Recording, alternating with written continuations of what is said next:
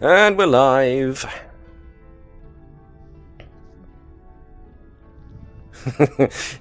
Data saying no. Just no. How are we doing? Things are looking reasonably good. We are indeed the John Cena tonight. The entire night will be as many John Cena references as we possibly can get in. Indeedly do. So yes, before we go too much further, we seem to have a full ship's continent tonight. Continent? Oh jeez, that's your fault, Navis. I regret nothing! Ah, I see, the ship's continent is in full swing tonight. I'm not going to live that down today. Nope. Well, yeah, yeah, okay, fair enough. just lose all the fret. Just go home now. If that's how this tonight's going to go, then yeah, may as well quit now. But I'm not. I shall not. Not until I have racked up at least 13 more faux pas. And for everything else, it's MasterCard.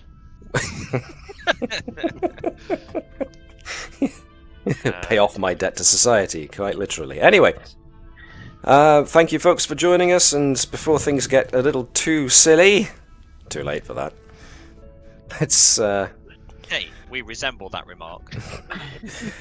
let's turn down the engine rumble, and let's turn off the intro theme before we play that intro video.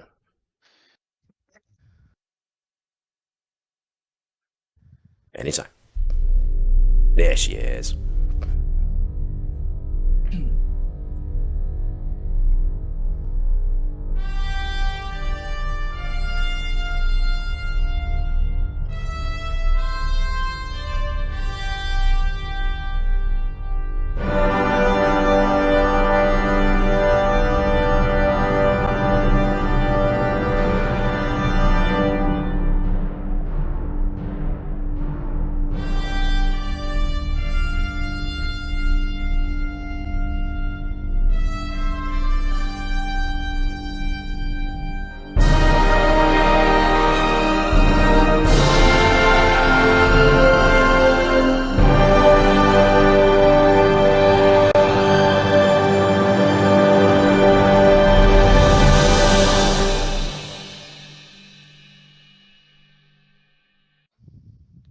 And hello, here we are, once again, on board the Navis. Greetings everyone, I will be your DM for tonight, as per usual. Welcome to the further misadventures of the USS Navis. Laissez le bon temps brûler. Cajun French for let the good times roll. Mardi Gras greeting. Cool. Well, there we go. I've learnt something new today. Ah, it's Carnival, isn't it? I thought Carnival was... Oh, you know what? Brazilian. I was going to say. I was going to assume something, but then I thought better of it. I usually don't know. Any coups? Before we get too much more into this, has everyone signed on to Foundry, and can everybody view their characters and whatnot? No? Okay. Yes. So there I was.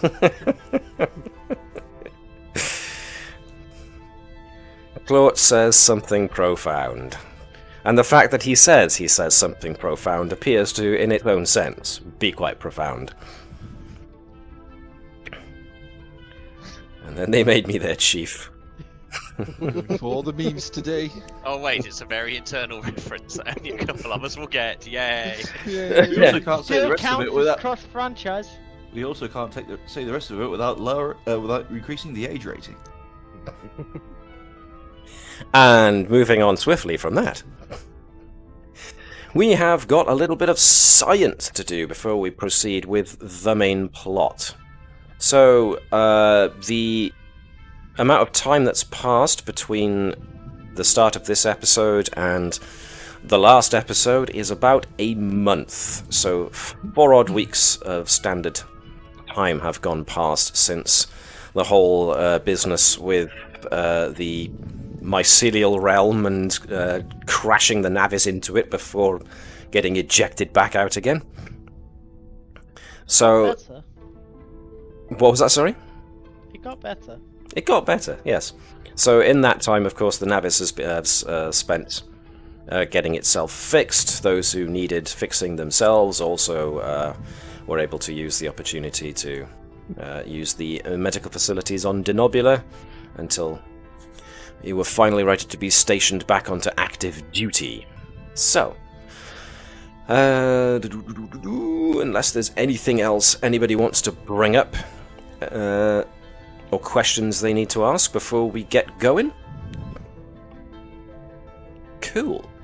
And the first thing we will do is we will get into the science, because that's what's supposed to happen between episodes. So, the track record so far. We have created a radiation curing plant. Ooh. Hello, we just got somebody back. I want to have a promotion to your channel. Viewers, followers, views, chatbots. Price is lower than any competitor. Quality is guaranteed. It's a bot. Yeah. It's a bot. Ignore. 3rd floor south. Sorry.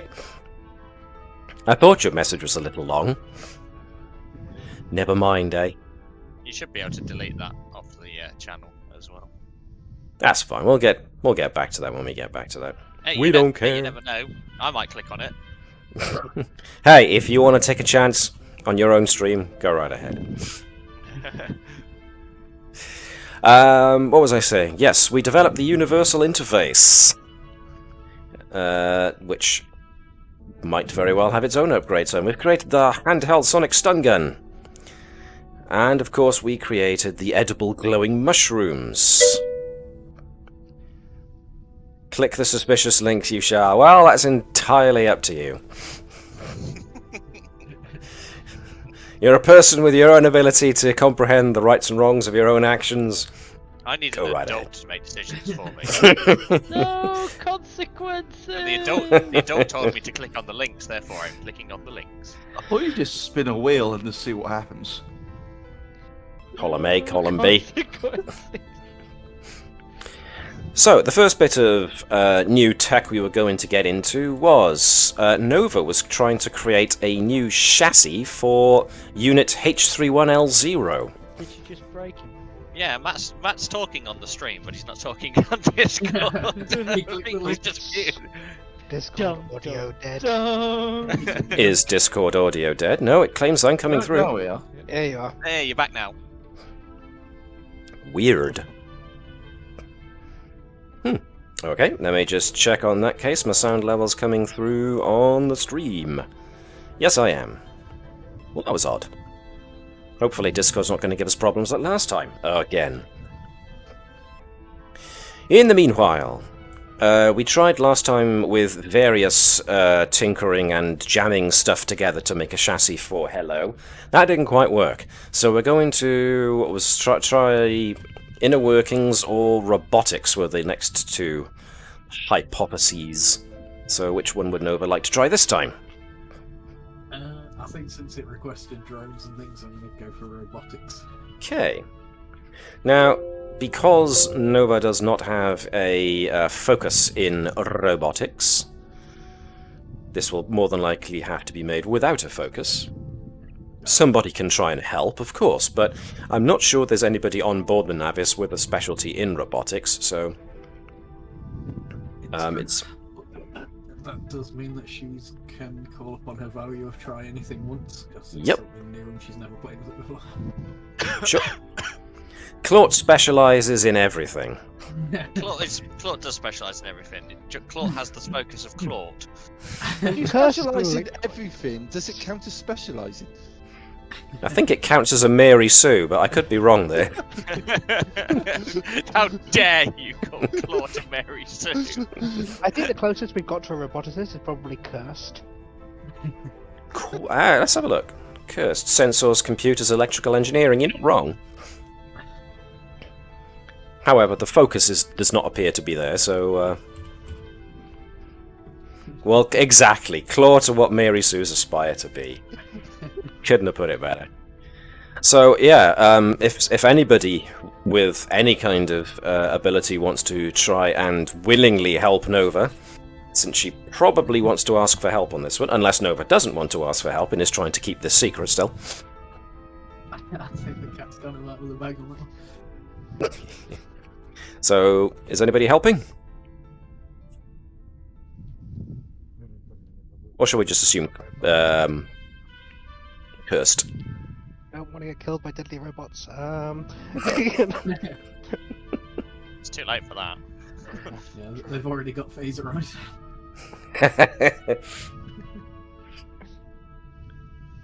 Perhaps sickbay when hearing about a Nova plan. Yes, well, The Nova plan.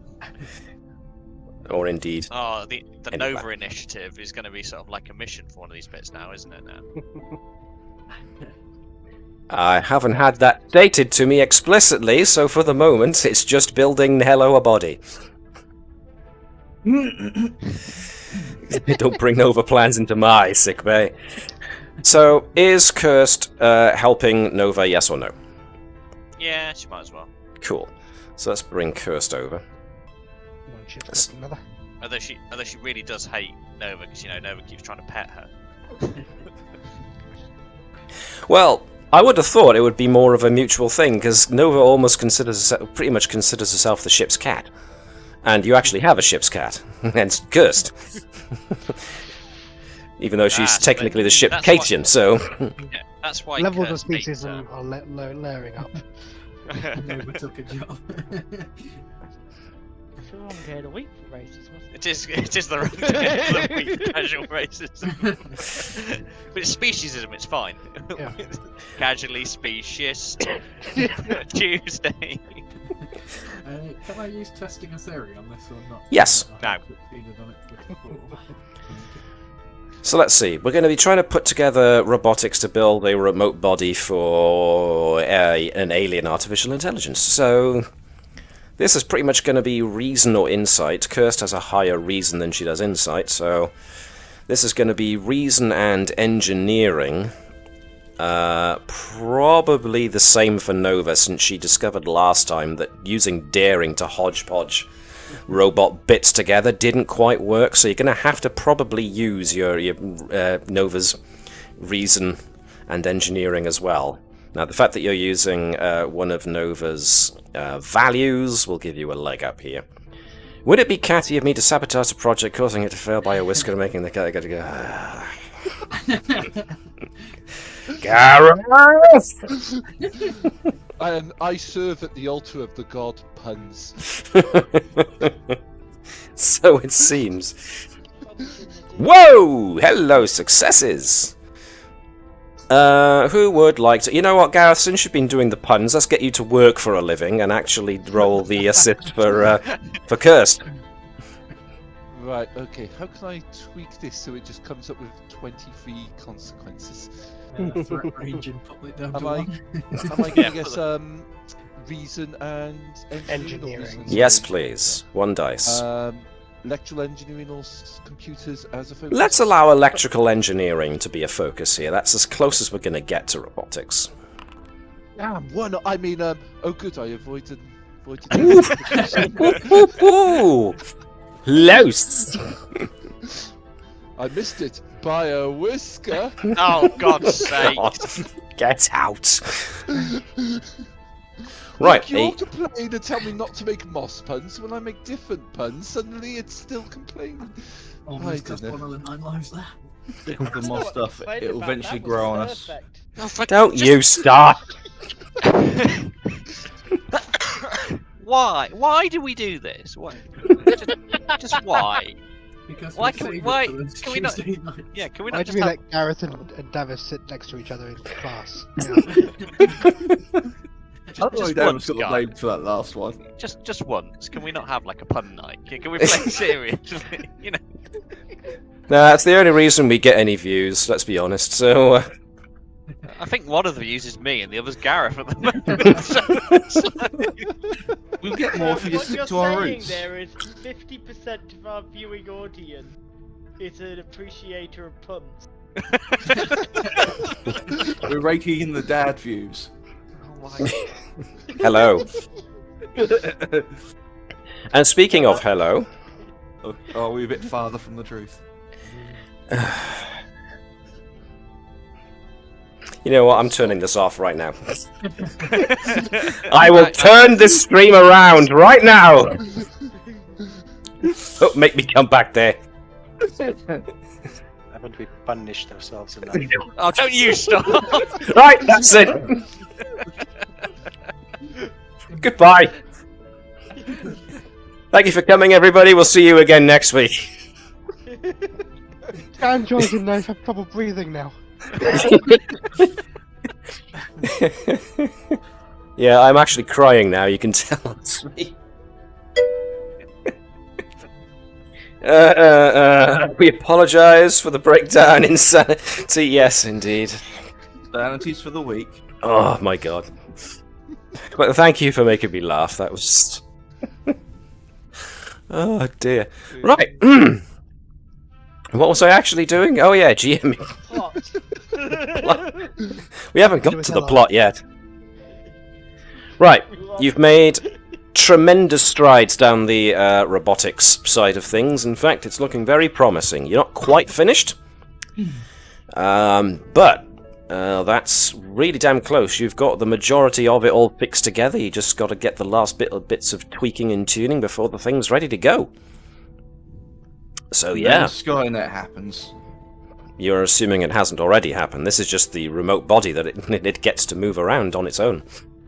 Yes, but that's how it starts killing people. We gave it a body, and then it picked up a gun.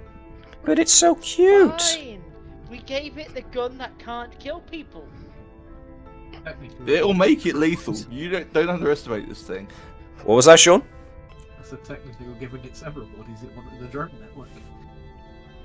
Exactly. Also, if Vader sent us down at point blank range to the temple of being told to be able to kill in Star Trek. You're not telling any of this to Hello, right? No, it'll find it out for itself. The whole 5 minutes after you give it a body. I wish to conduct an experiment. Please stand still. Information collated. More test subjects required. Dude, could you get an emergency protocol ready? We also had Target somebody lock and throw it else. into space. We also had somebody else who was trying to get some science done. And now that they're both actually together in the same place on the same ship, we can actually do Andrews and Fazanan's bionics. Now, if you're going to do any more work on this time, there's going to be a little bit of extra difficulty on this because of what happened to poor Keval last time he had his bionics linked up to the ship. It was just a flesh wound. It was just a flesh wound. It was to do with the flesh of your brain. On the plus side, if you're trying to do science to use your bionics to do some controls on the ship, Keval's got experience now. He does. I also have intimate knowledge of Hello. Or is it the has other some way knowledge of around? him. Hockey dokes. So yes, this I'm assuming that Andrews and Fazanan want to go ahead with their thought command to raise the shields protocol. I am. Yeah. Andrews would probably Okay. be a bit hesitant, but it's worthwhile progressing on it. What'll probably happen is, in light of what happened recently with Keval, especially because you brought in Nurse Bravo last time to assist on the project, who I shall bring in now. Because Nurse Bravo has a focus of cybernetics, Nurse Bravo will be probably looking to be a lot more...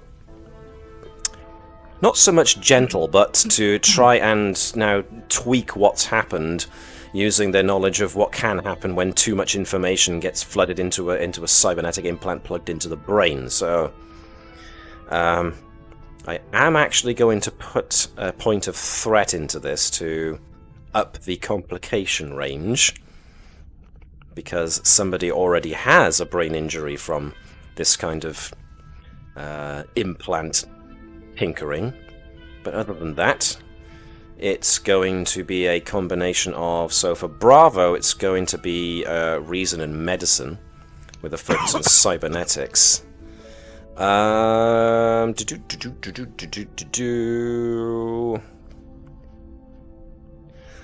Keval could very much be helping this with reason and security, since it's to do with the safety systems of the ship. The same could be said with Andrew's reason and security. So it all comes down to who's being the lead and who are being the assistants. It would make sense, of course, for Nurse Bravo to be the lead, since the cybernetics is the focus. Yeah, fine by me. Cool beans. And I get, in that case... Ooh, Davis isn't allowed to roll, so let's have John be Nurse Bravo, and Jan and Webby, their respective characters. So let's have the assistants roll first. Complications arise on a 19 or 20 now. One from Keval. Be gentle with my brain. Complication range 2. Mm-hmm. I'm going to burn preservation of life for a determination. Yeah, that makes sense. What are we rolling again? Reason plus security for Andrews. Oh, can that be control and security? No, because you're trying to reason something together. Bravo was rolling 2 dice rather than just the one, John. So Okay. may as well roll another one, since Bravo's the primary.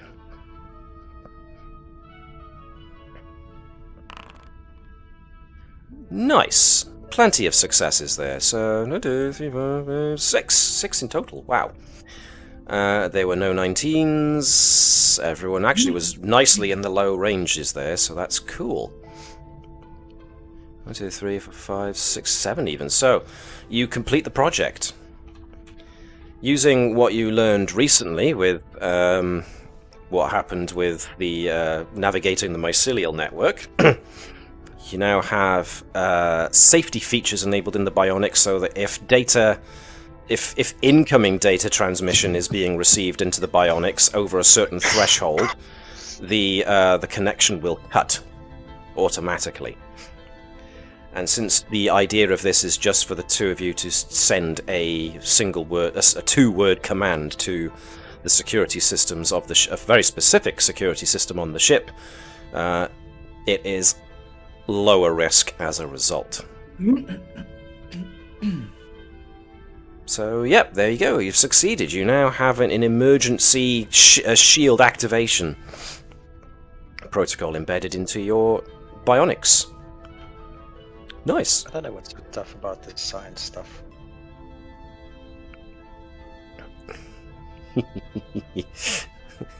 Keval, as with everything, succeeds.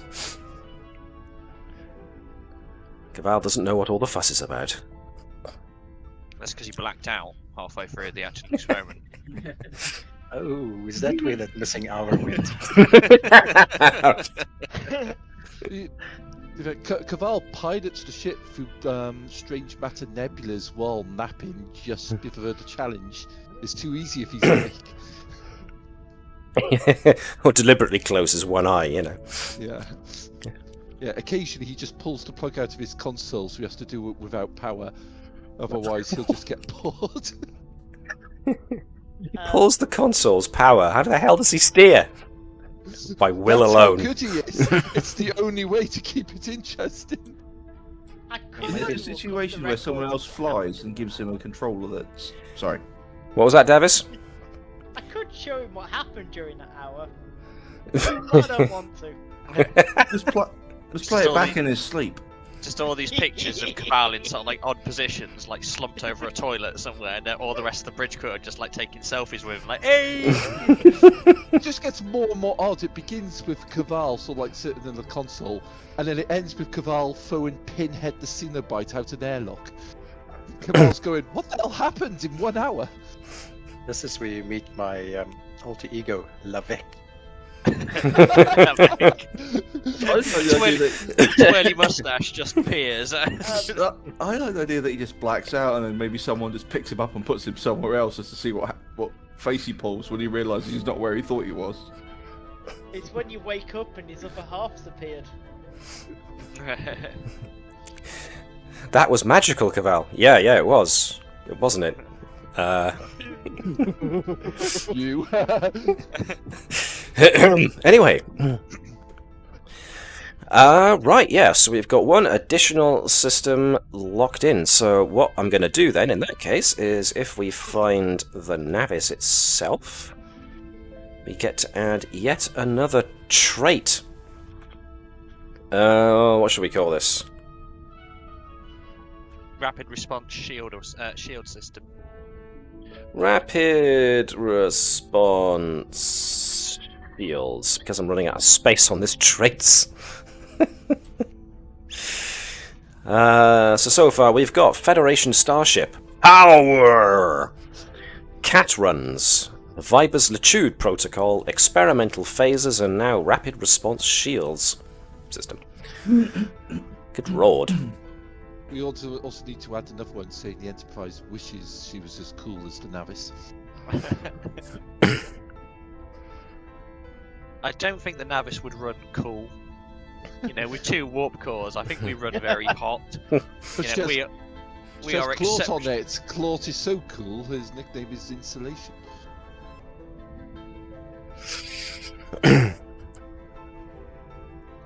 Reset brain in 5, 4, 3, 2, 1, ding! And we're back!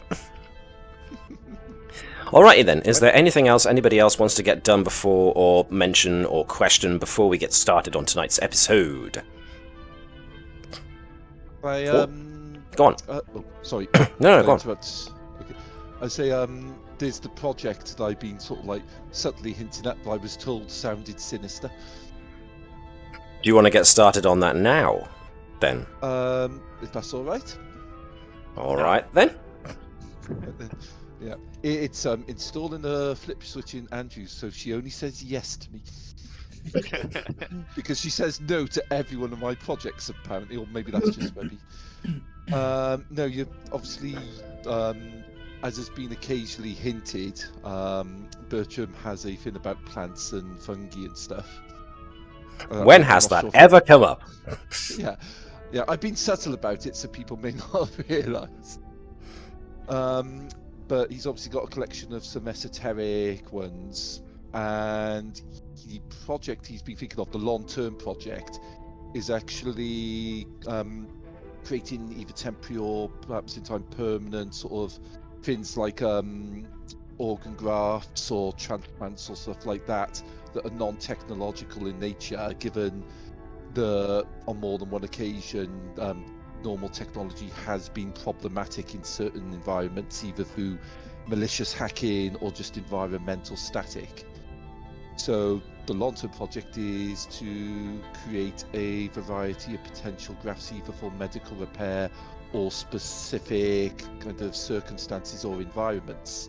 For example, maybe a temporary enhanced organ to do things like absorb and filter the radiation for someone with weakness to it, or is spending extended time in a radiation-filled atmosphere, which is obviously inspired by the anti-radiation loss, stuff like that. Obviously, that's all part of a long-term project, and because Bertram is all about building up to something, the first step of the project would be to try and create a set of template plants that can, through the process of decellularization, essentially be used as scaffolds to create grafts and templates in a xenogenic way, in a way that will be accepted, almost like kind of a universal donor, as close as you can to it. So that would be the first step in the project. Interesting. So we're going for a multi-step project. Oof. Yeah, hence why I said before, this is kind of a very long-term project that I imagine be doing in steps. I mean, similarly, Natala has a very long-term project, which, for narrative reasons, probably shouldn't be effective. Like, should I still roll intending to fail for narrative purposes? Okay, so, well, let's start with Bertram's initial. So, trying to use plants and other organic matter. Now, this becomes more interesting because you have on board the Navis samples of mycelial spores. Yeah.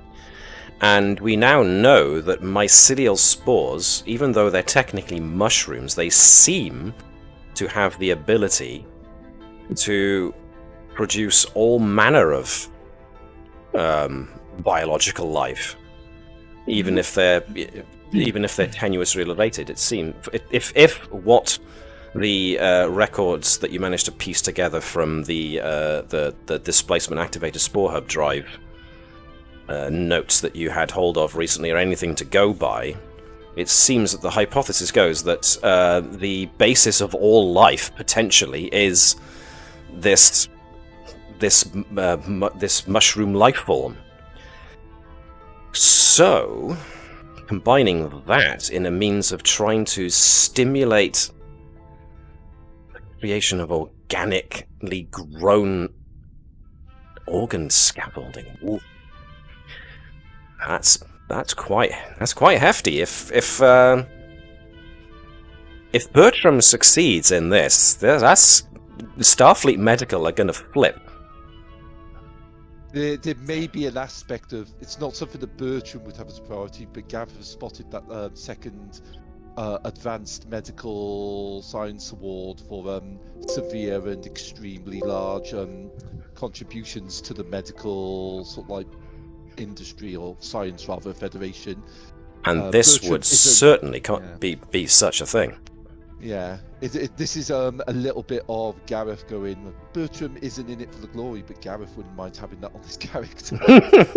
Well, it's nice that you've used a kind of a system-based reward as a means of coming at the character's motivation for it. So it's also why I wanted to do kind of like a multi kind of project stretch for it, because I'm personally of the opinion if it's basically an elite award that only someone who has made that big a contribution, it should be bigger than a single sort of like project essentially. So at the moment we're starting off with just being able to create, as you say, scaffolding, templates, just starting off with the ability to use what you've learned to enable non-technological means of being able to assist with any and all organ transplant or replacement organs and all of that jazz. Yep. Very interesting. So, as usual with these kind of projects, you're allowed 3 to 5 hypotheses, avenues of investigation. So I can very much imagine what those are going to be, but let's hear it from you. Yeah, I've looked through the focuses, and the 5 that seemed to be mainly related would be botany, biology, xenobiology, biotechnology, and surgery. So let's go with, so I've got biotechnology, botany, biology, which ones have I missed? Xenobiology. Of course. And... biotechnology. Biotech, botany, biology, xenobiology, and... surgery. Surgery. All very, very apt focuses. I figured plasma power systems was probably less apt. Less apt indeed. Yeah. Okay, so which one do you want to choose as Bertram's first avenue of investigation? Okay, to start with, I'm thinking, because this is trying to actually create the template that essentially will allow a xenograft xenogenetically without the rejection, I'm thinking xenobiology to start with. Alrighty. I'm kind of thinking later steps will start touching on the actual biotechnology part. Okay. I'll start with Xeno. All right then. Okay. Wow. Okay, so this is definitely going to be. Is it going to be reason or is it going to be insight? Let's use reason. Reason and medicine. It's my highest stat. Okay, and as we're kind of doing building blocks to build up to something great along the line, I'd like to use a determination to invoke the value Researchers Foundation. Yes, indeed. Granted. Thank you very much. Getting any assistance from anybody? Or is Bertram doing all this himself to see how far he can get? Well, I know the Nurse Bravo is currently working with Ensign Feasel is another biologist. Correct. Where's Feasel? Where did I put her? There she is. If Feasel, was Feasel the one who was helping with the mycelial stuff in the? No, that was Ensign Eric. Bertram can have more than one assistant. Yep. If Ensign Eric wants to be involved, Bertram is more than happy to have people involved. Bertram would probably be most familiar with Feasel as Nurse Bravo's significant other. Oh, that's that whole... and Lieutenant Bravo's significant other. And Engineer Bravo's significant other. And the other Lieutenant Bravo's significant other. Is that why whenever it comes to anniversary, they cover sickbay with all those balloons and stuff? I thought it was a bit much for two people. Yeah. Wow. Just think of the... No, let's pull my brain out of that particular avenue of thought and let's get on with the science. We wouldn't be allowed to show that on the stream. No, we wouldn't. Okay, so this is where we do let Navis and Shaun loose on controlling Ensign Eric and Ensign Feasel, because they're the two who haven't rolled anything. Actually, no, Shaun has rolled, but pretty much everyone has rolled. So Alex hasn't rolled. Can we get a scene made now where it's sort of like for technical difficulties, and it's just a picture of Matt kind of doing dough, and it just goes the do do do do do do do do do do do. That's a reference I'm afraid I'm missing right now, sorry. It's a very dated reference, but yes. Yeah. In either case. Jenny Eric was that as an assistant? Jenny Eric and Ensign Feasel. So, Navis, you can be Feasel. Insight and science? Insight and science, or insight and medicine if they've got better medical-based focuses. Better science than medicine. Woof! 4 successes. Starting things off with a bang. Ensign Feasel only needs 1, so I'll take the 3. And 1 for Eric. So that's 1, 2, 6. Lordy lorks. So, yes, Ensign Eric is already very familiar with working alongside Dr. Bertram, and the fact that she's getting to do so again with something similar, utilizing knowledge gained from the mycelial spores, which you still have in the arboretum of the ship. Yeah. So the fact that Ensign Feasel is now given something to do on board ship is great. She's put up this project now, so both ensigns are very keen and do help. So yes, you're making progress. It's too early to say where this is going. So far so good. We'll see where we end up. Very promising though, and both the ensigns are very keen to see where this goes, especially because if they both feel that even if they're just on the on the bottom of the page of the project that just says assisted by, they still reckon they're going to get a leg up in their careers if they can at least even be attached to this project. So yeah, well, given Bertram's background, he's all about sort of like increasing scientific and medical knowledge and providing or helping to provide avenues for people to advance. This certainly counts. If if people learn from him and then do its stuff later, that makes the Federation a stronger place. Hmm. Now, John. Sorry, go on, Gareth. You weren't finished. I was just going to say, as this was all right, not directly part of the project, but with the mycelial spores, I know we created like an environment to try and speed boost some because of the situation last time. Bertram would want to be actually sort of set to the side to actually develop slowly and with more care. Yeah, I kind of pictured that as soon as the situation no longer warranted it, the trying to force grow them thing was put to one side, since now they can be scientifically evaluated under their own, naturally, their own natural growth speed. So, otherwise, the science is for nothing. Indeed. It's like archaeology. You can't just go in with a bomb. You have to chip away at it. Right. So, John, was that Natala wants to get started on her bigger project now, or wants to hold off on it for the time being because of recent events? I think quite possibly Natala was almost at the stage of inviting, in particular, Edwards onto the project, and was basically getting the holodeck simulations and that kind of thing for the initial trying to figure out where we're at. Making up a little briefing, and then has complete massive ethical concerns and shuts everything down. Right. Okay, so it's a project on hold for now. Okay. That's interesting. Had the presentation ready, was going to sell in the whole thing, and it was like, do I? Yes, indeed. Who can you trust?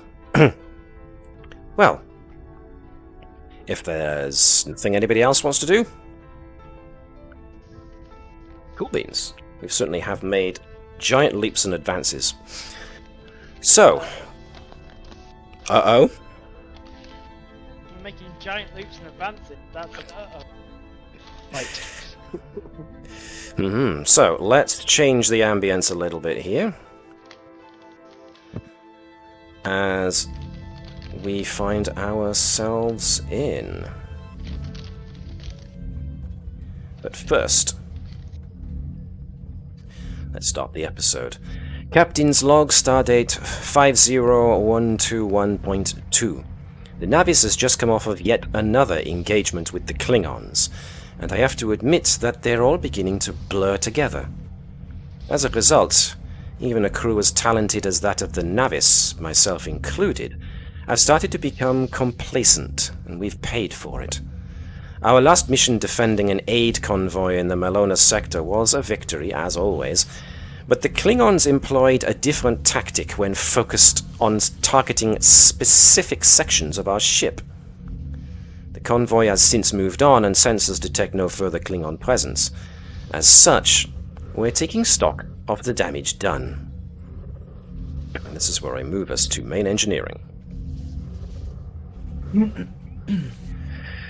The captain, the first officer, and Edwards, as he's being moved around a lot at the moment, are in attendance in main engineering not far from the warp core, as Lieutenant Bravo, engineer, comes down the ladder from one of the maintenance access tubes.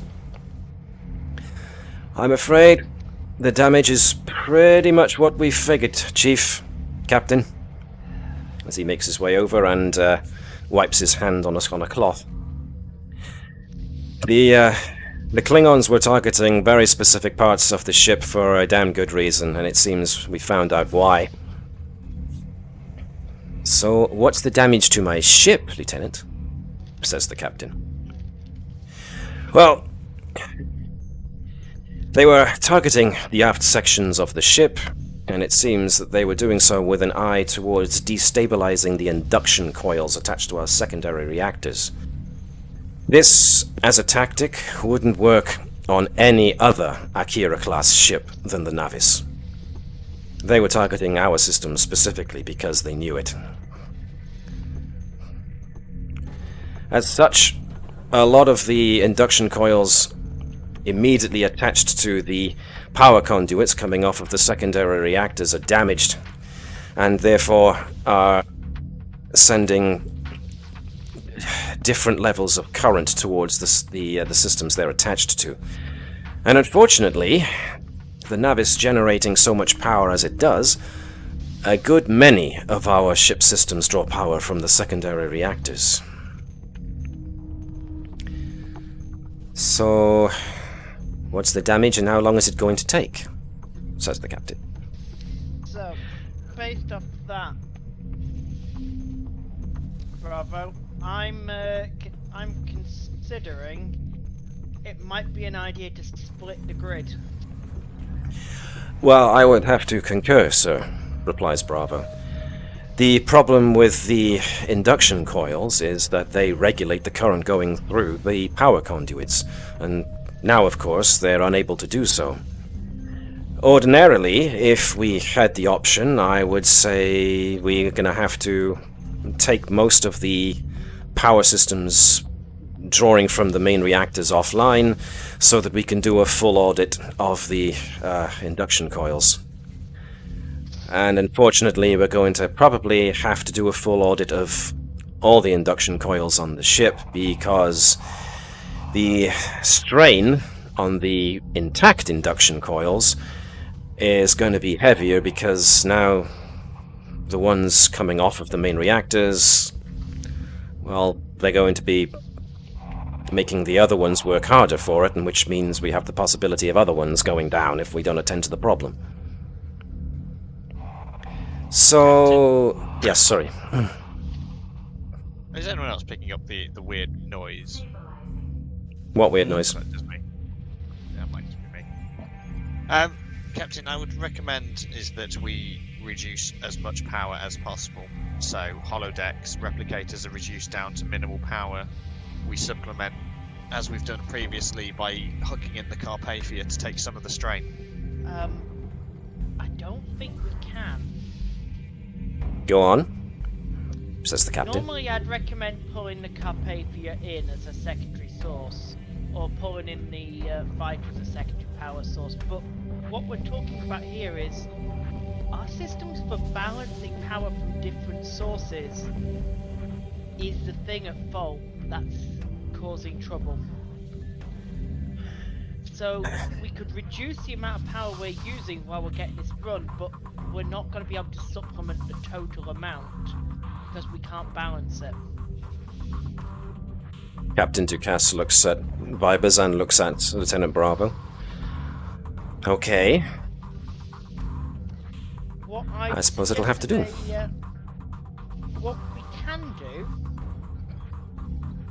which is a bit non-standard, we can do what I was going to suggest. We could split the grid, which means we pick up a section of the ship and we go, that runs entirely off a secondary core. There's no balancing, and it's a secondary. It's not going to be as good as the main systems, but that takes a whole section of the ship off the main grid. Interesting. Well, if it helps. How long do you think... in main science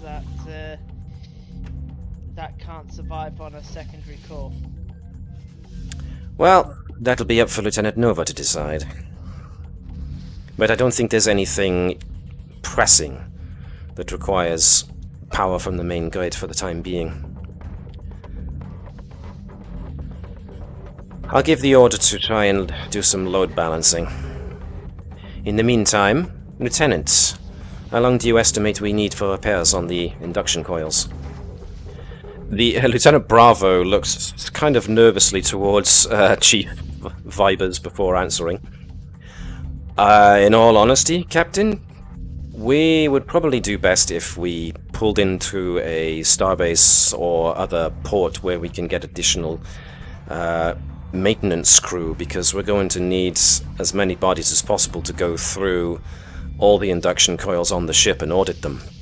We need to find which ones are faulty, test them, and if we find there are any that are faulty, then we're going to need to shut down power to that specific section pull the induction coils, put the new ones in, test them, and then run power through them again.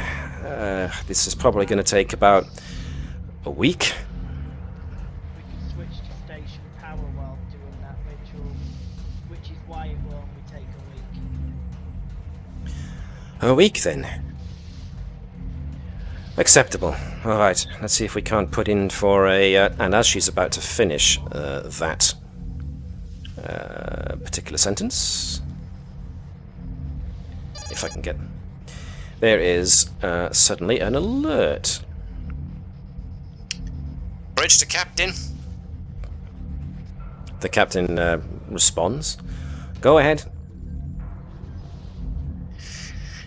Ensign Cushion here, Captain. We're getting a priority signal from Admiral Hebert. Captain Ducasp levels a look at the lot at everyone present. Put it through down here, Ensign. And she moves over to one of the consoles so that she can have a look. Admiral Hebert appears on screen. Anybody who wants to have a look can do, or can just listen in. Greetings, Captain. I heard the Navis took a knock during the last engagement. Is everybody okay? Captain Ducas looks over at Vibers. Nothing we can't handle with a bit of maintenance, Admiral. How may be of assistance? Nothing too bad as far as damage goes, I hope. You're still operational? Yes, Admiral, we're still operational. A bit of damage specific to our ship. The Klingons pulled a fast one. Targeted our induction coils. Ah, of course. Believe it or not, I've been hearing similar stories from some other ships, mostly Galaxy class and the a few other Intrepid classes that we have. It seems that the Klingons are now utilizing the knowledge they have of maintaining our ships while we were sharing a station in the Shackleton Expanse. To be honest, I'm surprised it took them this long before they started playing dirty in that regard. Unfortunately, we have a mission for you when it's rather urgent. The Navis is the closest and fastest ship that we have to respond to this situation. Ducas kind of winces a little bit and looks over at Vibers with a look that says, yes or no?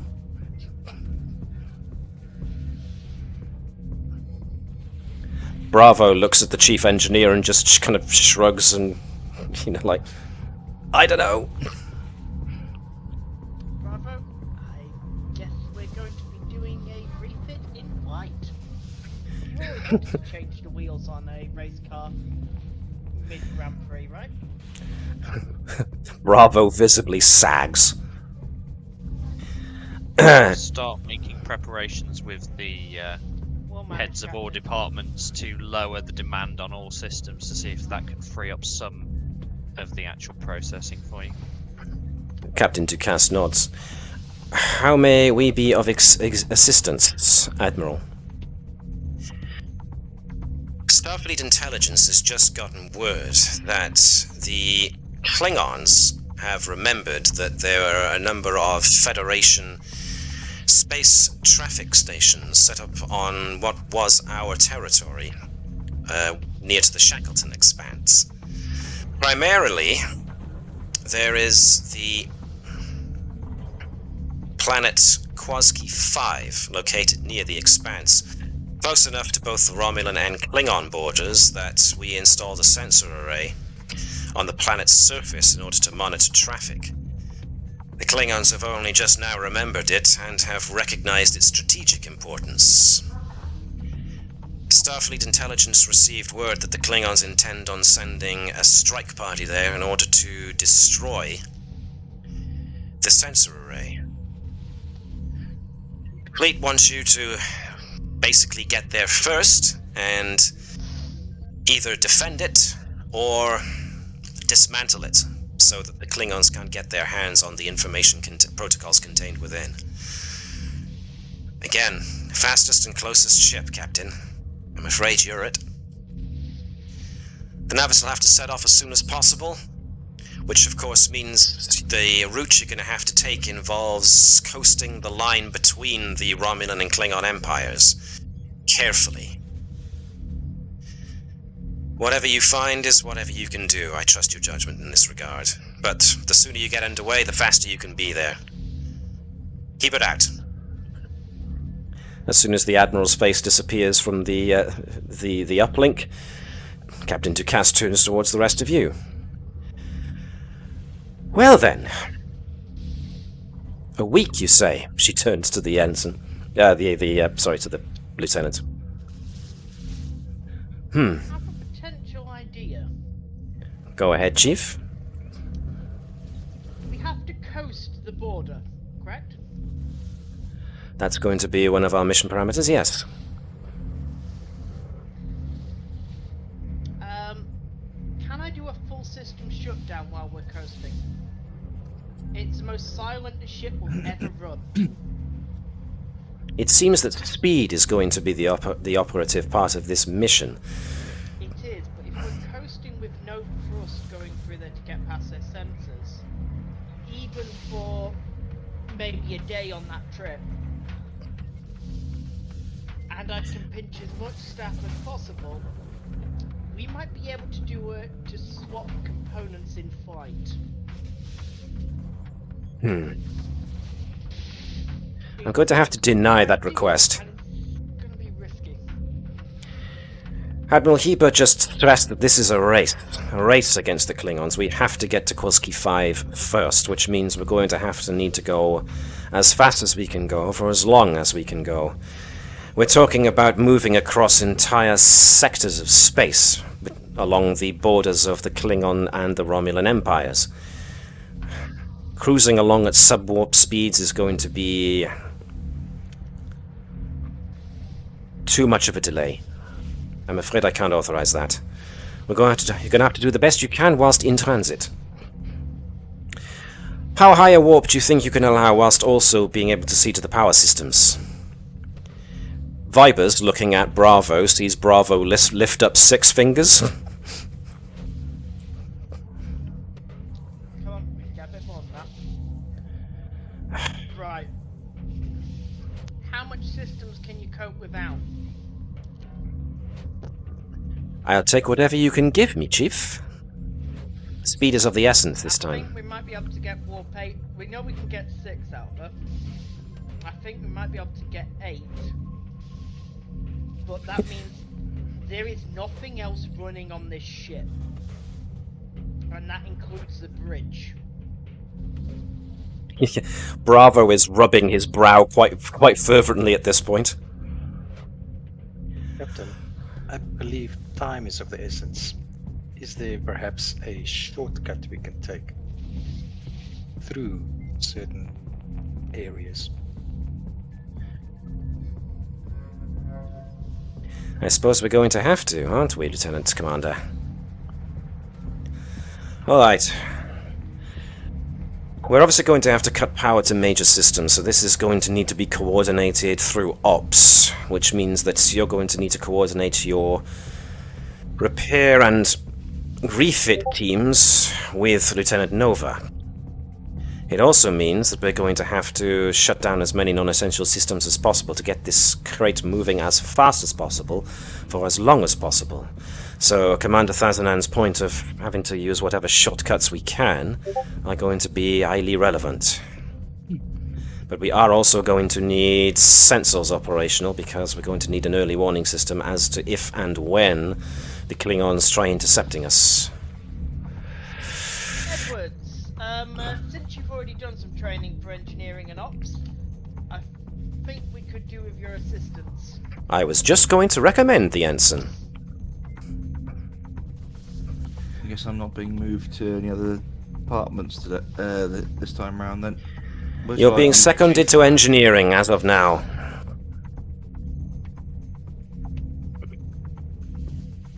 Acceptable, Commander? ensign? Yes. Is it? Commander, where would you like me? Well, right here where you are is probably a good start. I mean, which station in the engineering? Any particular areas you want me to Over start? here.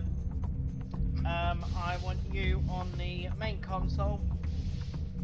You're going to be monitoring everything and scream if things change. Scream if Certainly things change. Alright then. Number one, you and I have to get to the bridge. We've got management to do. So, we're going to quickly flick to the bridge, where everybody's tokens should lie. And put the bridge ambience on. Alright then, so, yes. The majority of ship's power is going to have to be either rerouted or cut off to entire sections. As such, as head of science, Natala's going to have to pretty much tell everybody that their science projects are now cancelled. And try and prevent a mutiny in that regard, if you can. Bertram's department obviously is one of those required ones, being sickbay. But sickbay, as a result, is probably going to go on low power mode. Sickbay's got battery backups. Yes, but only to a certain degree. If you want to rely on that for too long, well, it's going to be a judgment call there. Sick bay is essential, but everything is being driven back. So where there's like 8 bio beds, shutting it down to 4 bio beds. Mm-hmm. Can you run sickbay off the runabout? Yeah, that might actually be an interesting one. Is that we Right, and we got that fighter, don't we? We'd be able to hook up its generator to the. I would much rather we still have the fighter operational if we're going into enemy territory. So, Speaking of going into enemy territory, one of the things that most often happens in combat scenarios is we end up redistributing power tactically. Is that going to cause problems? Or basically, We can't is it? do it. Yeah. Effectively, what systems need to be running already that ordinarily we'd shift to when we need them in combat, because we can't risk shifting power in combat. good question. So the shields and the weapons would have to be powered up now. Exactly. Okay. Shields and weapons are powered up from the go. Just for reference, We're going near hostile territory, so it vaguely makes sense. From that standpoint. so I was just learning, Bertram has the talent field medicine, which is to ignore increased difficulty without proper tools or equipment, which implies that he'll have some stuff for emergency, sort of like sick care and medicine and stuff for when he doesn't have access or when the technology's down or whatever. So he'll start trying to organise that as part of the thing to reduce the power strain. I'd say potentially reduce communication capabilities. We're not expecting to, I imagine, parlay it our way when it comes to if we run into the Klingons. So shortwave communications might cut down a bit of energy. Mm-hmm. Okay. Down the subspace comps might not be a bad plan, especially if we're trying to sneak through Klingon territory. Basically going silent. That does basically remove our ability to use things like shuttles and probes effectively. That's what I was thinking, more or less shorter range. So, but rather than everything, but yeah. Okay. So, rather than shut it down completely, put it on as minimal as it can go, and still allow operation to happen, kind of thing. Yeah. All right then, everybody. I'd also like to take Yep, down go on. replicator systems. Take off the replicators. Everybody's on field rations. Yay! We can get food prepped in the. Miss Moloko can probably get some things prepped and sorted if I give him a shift's prep time. Okay. But that's one big load off the system. Yes. Okay. Yeah. Cool. Take off the replicators. Cool. So, obviously Nova as ops officer is going to be having to manage folks requesting power, but as long as a plan, a set of orders and initiatives are coming down from up on high and then being transmitted down to the individual departments, which you guys, from your coordinated thoughts and natures just then, seems to suggest is happening nicely. Yeah, you should have. You shouldn't have many problems dealing with power requests, but the main thing that Nova is going to be having to deal with is rerouting power when engineering teams are saying that they want to try and test the induction cores in a certain area. All well within Nova's capabilities, so you know, no rolls or anything like that are necessary. Unless, of course, you guys want to try some rolls now to do stuff in order to get some momentum going. I mean, the only role I can think of rolling right now from Natala would be helping Nova tell people no, they can't have power for things. Well, you know, second officer, so it's entirely up to you if you want to try it. It's going to be a difficulty 0 task, so as long as you don't totally fluff it. Command, I guess. Yes, indeed. Presence and command, or you know, what else would be appropriate? Insight command, maybe. Yeah. Insight or reason, depending on, you know, reason if you want to provide you know, logical argument, saying that this is the way things are, this is the way things have to be, therefore. Or if she wants to go on force of personality, then yeah, presence. Reason, force, 2 successes, so there you go, 2 momentum to the pool. Your science buds are a bit disappointed they don't get to do more science. But at least Fizal and Eric are happy that they recently got to play around with mycelium data. So, cool beans. Okay, so the science guys are having to be backlogged. Engineering is going to try and get all the parts they need to do the replacements now. Yeah, before taking the replicators offline, that's a good point. Replicate systems down, so... Again, you've got all the part numbers and whatever in the ship's database, so this is another zero difficulty attempt. This is just going to be more a case of control and engineering, because you're just accessing standard ship parts. 3 successes, there you go, you got 5 to the pool. Very nice. Keval Cool will beans. be studying the relevant astro charts Yes, good to point. determine the most optimal route to get there. Yes, it's not going to be a straight line. That's the unfortunate consequence of the fact that the Romulans and the Klingons, they've got this narrow wedge of space between them, which is practically the neutral zone. So you're going to be skirting the edges of that pretty well. I mean, if you want Keval to attempt an astronavigation check, again, difficulty 0. Actually, more like difficulty 1, because if you get this wrong, you're going to be drifting too far to one side or another. So if you want that to try and cap the momentum pool off, that's fine with me. Yeah, why not? Knowing you, you'll get 4 successes. Oh, I'm thinking that's probably a reason check. Yeah, because you're trying to puzzle out the best possible course.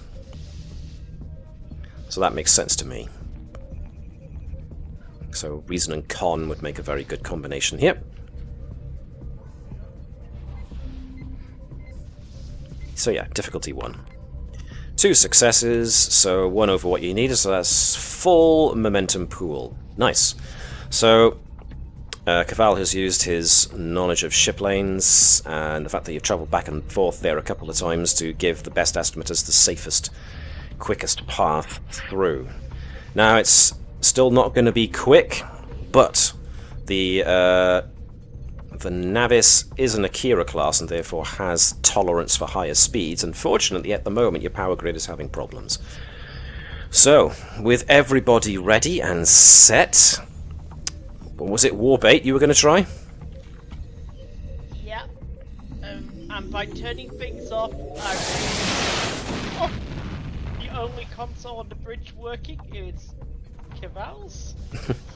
Well, not strictly true, because there's these security systems needed activating too, so Tactical's going to be online. The ops station is going to need to stay online, because Nova needs to regulate the power for the engineering teams who are testing the coils. Ensign Keshen, however, yeah, comms is being put down to minimal, so Keshen will just stay there and just see if he can monitor any basic communication frequencies coming through. He's got his pad out, and it's like, yep. Doing a crossword puzzle. Just read it on the pad. That's all I'm getting. Natala and Bertram, of course, are just probably managing their departments from either the bridge or from sickbay. And of course, the engineers are all very busy otherwise, elsewhere in the ship. So, onwards ye rush. So, it takes a bit of time. But after a couple of hours of nothing much happening, and the ship eventually enters into that thin zone between the Romulan and Klingon empires, not long, say about 3 hours after you start entering into that tricky bit of space, there is an alert on Natala's console as long-range sensors have registered a blip. The blip, yep, the blip resolves into 2 warp signatures detected at long range. And they appear to be moving in the same direction you're going.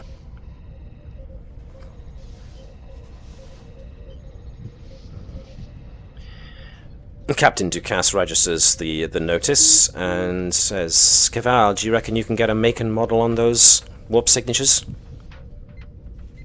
Alright. So this is going to be Keval's starship recognition focus coming into it here. This is going to be... Let's give you reason and engineering. Because at the moment you've got Natala. You can actually be aided by Natala's sensor operation here, which will be Natala's control and science.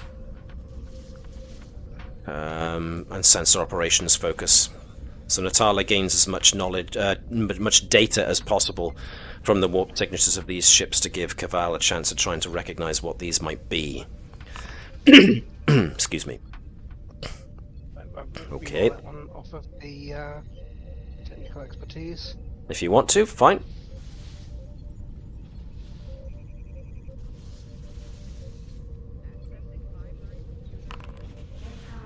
Still no successes, I'm afraid. Okay. So, Jan, have you rolled it? Nope, there we go. 1 success. Okay, that was enough. So, Keval, looking at the power output and the sensor information from the size of the warp blips, reckons that you've got a pair of battle cruisers coming in. The size of the energy output would suggest to Keval that you've more than likely got a Cavort class cruiser and a Vorcha class cruiser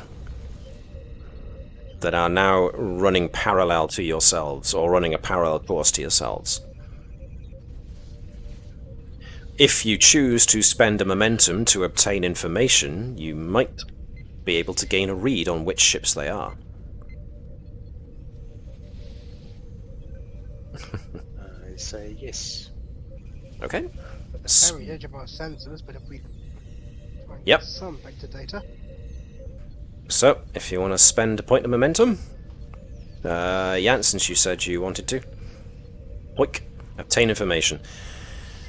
So, in an attempt to poll the Klingon starship database that you have on file, you eventually gain enough data to gain get the IDs of the 2 ships.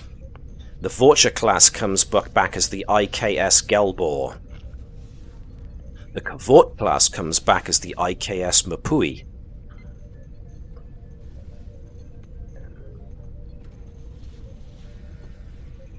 So our old friend's back. Oh, it's now an honorable enemy, not a friend. Indeed. That's why I said old. Captain Dukas kind of leans forward in her command chair. Well, we knew this was always a possibility. But this is, at present time, merely a race. So, let's just hope we get there before we have to do anything we might regret later. Remain on course. Bridge to engineering. Engineering here. What's up, Captain? You've got the... Look at your screen, Commander.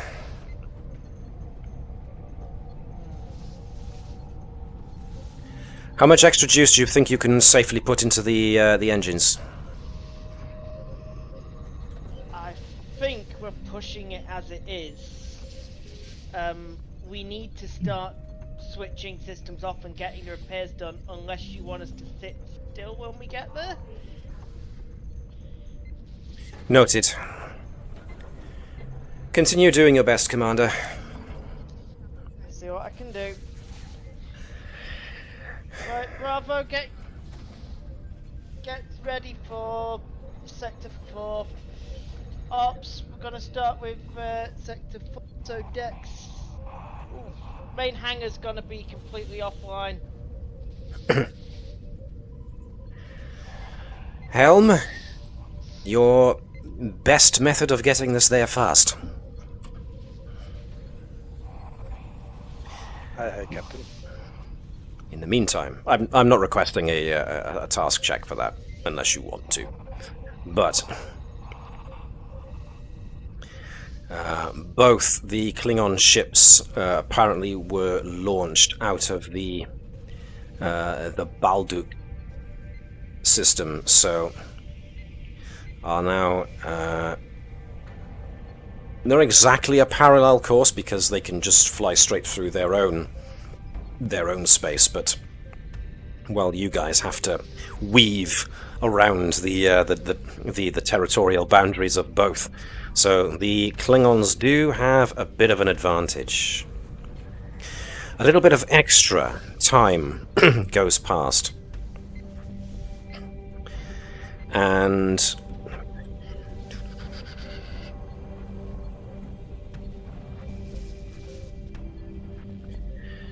some extra hours pass with engineering do the best they can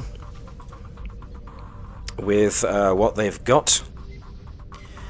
Eventually, the Navis passes into like the final stretch, weaving in and out of the territorial boundaries. Now, thankfully, as you start closing in on where the Romulan Empire's territorial boundaries stop, and you start entering into the unclaimed bit of space just before the Shackleton Expanse starts to hove into view, you lose sensor pings on the two Klingon ships, which of course suggests a certain something. As you... No, Commander, your sensors are still working. So, as the ship is continuing forwards, and you start nearing the the outer part of the Expanse, still at warp, you gain another computer alert as tachyon emissions are being detected off of the starboard of the Navis. Hopefully you guys can see this map.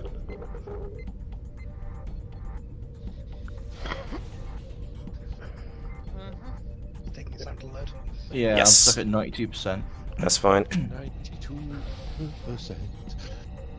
Oop. Hey. There we are. And we're all there. Cool. And of course, any visual or any visual or sensors, anyone using visual or sensors of any kind, detect, of course, if the sound will play. 2 ships racing at warp speed not far from your position. Pew pew indeed.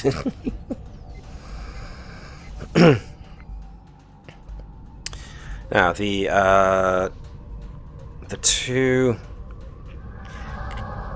Oh, there we are. Better late than never. The 2 Klingon ships come out of their cloak and raise their shields. But it's at that point that sensors, if I can get another computer alert sound, detect a build-up of gravitons starting to be emitted from the Mapui. And a graviton pulse is sent out just ahead of where the Navis is flying, at which point the Navis hits the graviton pulse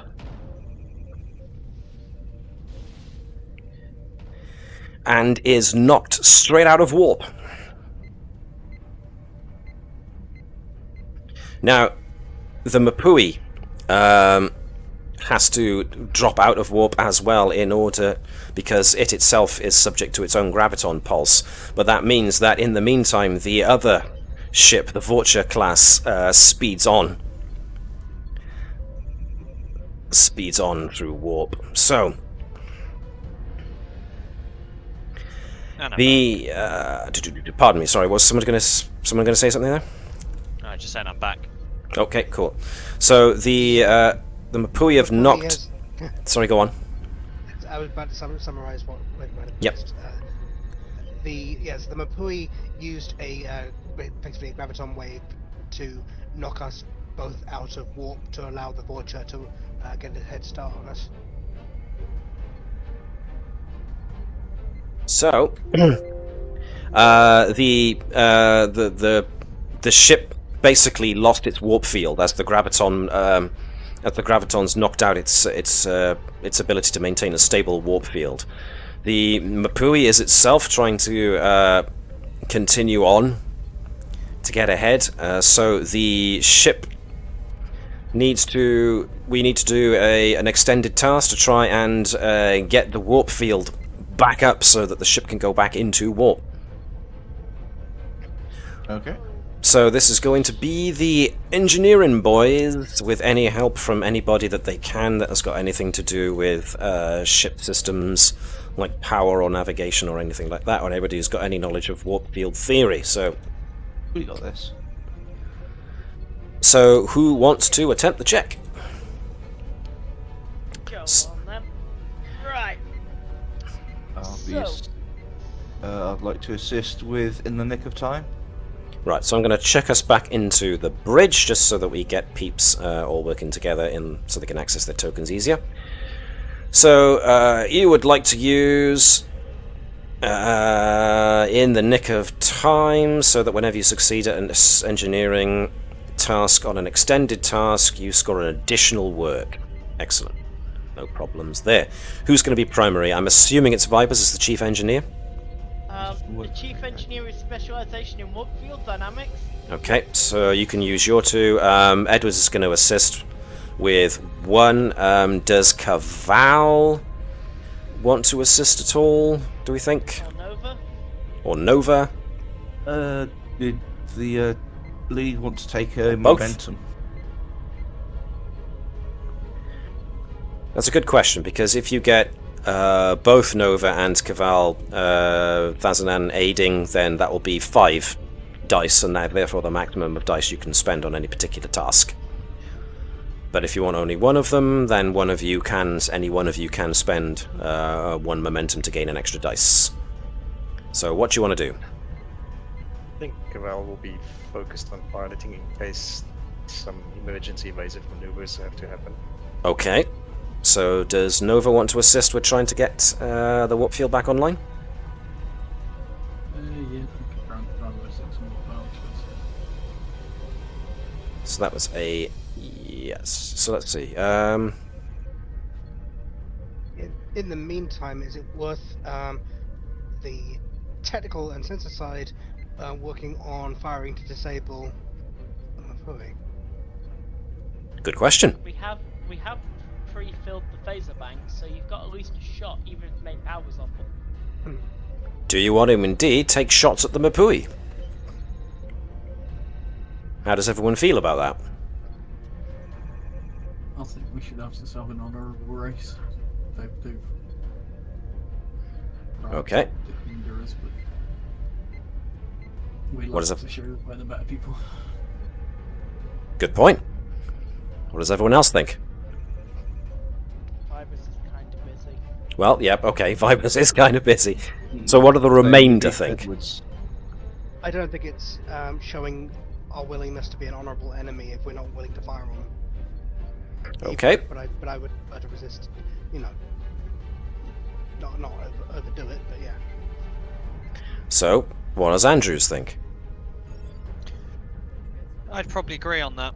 They're deliberately trying to slow us down, so we would fight back at them. But you're not firing to destroy, you're firing to try and impede. Yeah. Okay. What we'll do first is we will see how well the engineering folks do with trying to get the warp field back up. So this is definitely going to be... Roll engineering. Engineering is definitely going to be part of it. Control and engineering, yeah, I can go with that.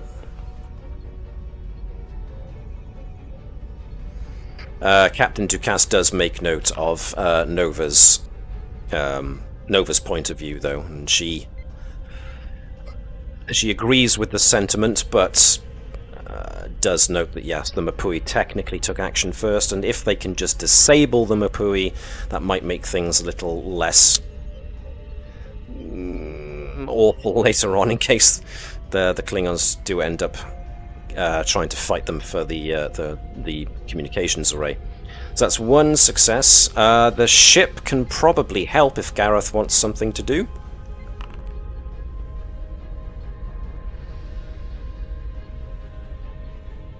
Gareth? If you want the ship to help, then Yep. you can re-roll it anyway.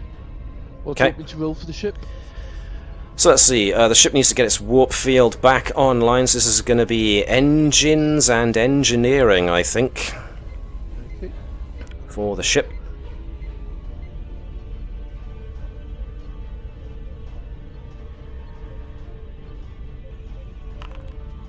Two successes for the Navis. Hey! 1, 2, 3, 4, so it's all down to add an extra. That's 7. Right. So, can I get Davis to roll me 7d6, please? And of course, we're using Edwards' talent. Ooh, quite a few effects there. 3. That's another additional 3 then. Excellent. So, what we got there was 1, 2, 3, 4, 5, 6, 7, 8, 9, 10, 11. Intense scrutiny, which means we can ignore 2 resistance for every effect roll. Good point. So, yeah, that's... Woof. Ignoring the difficulty, taking 1 off. Alright, you managed to get the warp field back up. In the meantime, let's push ourselves back to here for a second, as the Navis is going to try and take a shot at the Mapui. So, we're going to need... I would like to use Scan for Weakness, the sensor ability. Okay, so we got Clawt. We're also going to use Natala to use Scan for Weakness. Yeah, Oh, go on, sorry? Looking specifically for systems that we can reasonably disable using the phase power we have. Does Andrews want to contribute anything to this? Does Thazadan?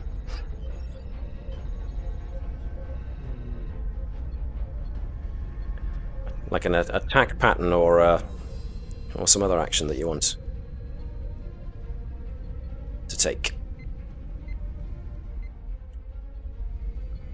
Okay, I'm gonna go see what you can do with that. So for Natala, it's going to be, let me see, Starship rules, position tasks, and you're on sensors. So Scan for Weakness is going to be Control and Science, a difficulty of 1, assisted by ships, sensors, and security. Gareth, if you can be the Navis once again.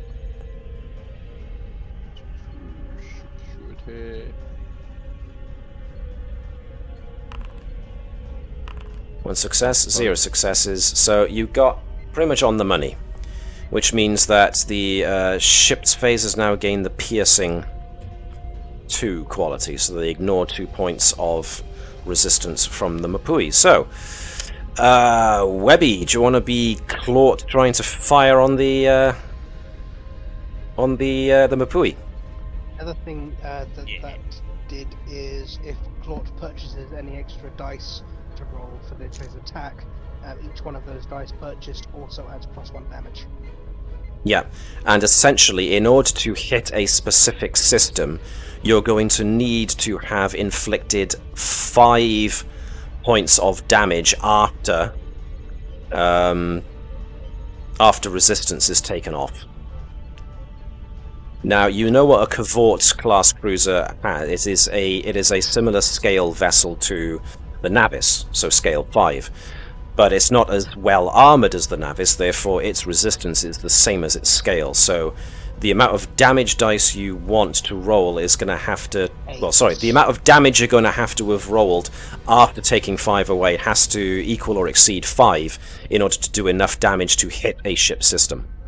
Which would normally be 10, but I've given this piercing 2, so 8. Yeah, so there you go. I think it'd be worthwhile actually having Andrews assisting Clawt, so someone else wants to roll as Clawt. Sure. Who wants to roll as Clawt? Shaun, do you want to roll as Clawt? Alrighty. This is going to be control and security for Clawt with a bonus focus, pardon me, on Starship weapon systems. The Navis also assists with weapons and security, so Gareth, if you want to go ahead and do that. So can I recommend that Clawt purchases at least 1 extra momentum to use the full benefit? That sounds like a good idea to me. What do the rest of you think? Yep. Cool. So Shaun, remember to roll an extra dice, 3 dice, when you roll as Clawt. So that's the ship, that's that. Right. Complication was rolled. Righty-ho then. This is where we realise that we're using the watch it flip phases. Experimental one is that he's not fired in anger on screen yet. So let's see. 1, 2, 3. You get exactly what you needed in order to hit a specific system. The ship's weapons have piercing 2, so you don't have any extra dice to spend on damage unless you want to spend from the momentum pool that you got there on a 1-for-1 basis. There is the one that comes from the scan. There is the one that comes from the scan. So if you want to buy more, or you can go with what you got, because you've already got 10. So Gareth, if you want it, since you're being the Navis, if you want to roll the damage for the phaser arrays. Okay. Phase arrays. Now, as soon as it says 10 dice, you're going to want to change that to be 11. Okie dokie. For some Just reason got it didn't. Yeah. It didn't actually. I clicked on the fin. I thought it was. Oh, was I supposed to change it on 11 on the fin? Sorry. 1, 2, 3, 4, 5, 6, 7, 8, 9, 10. Just roll me another d6. Okay. So you got a 5. Okay, cool. So let's see what we got. We got... I cannot read those.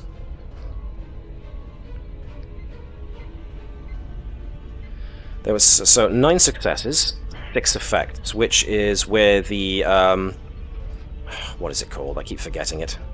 Phaser arrays have the quality of spread, so you basically fire more than once. So the first hit comes in at 9, hitting the Mapui 4.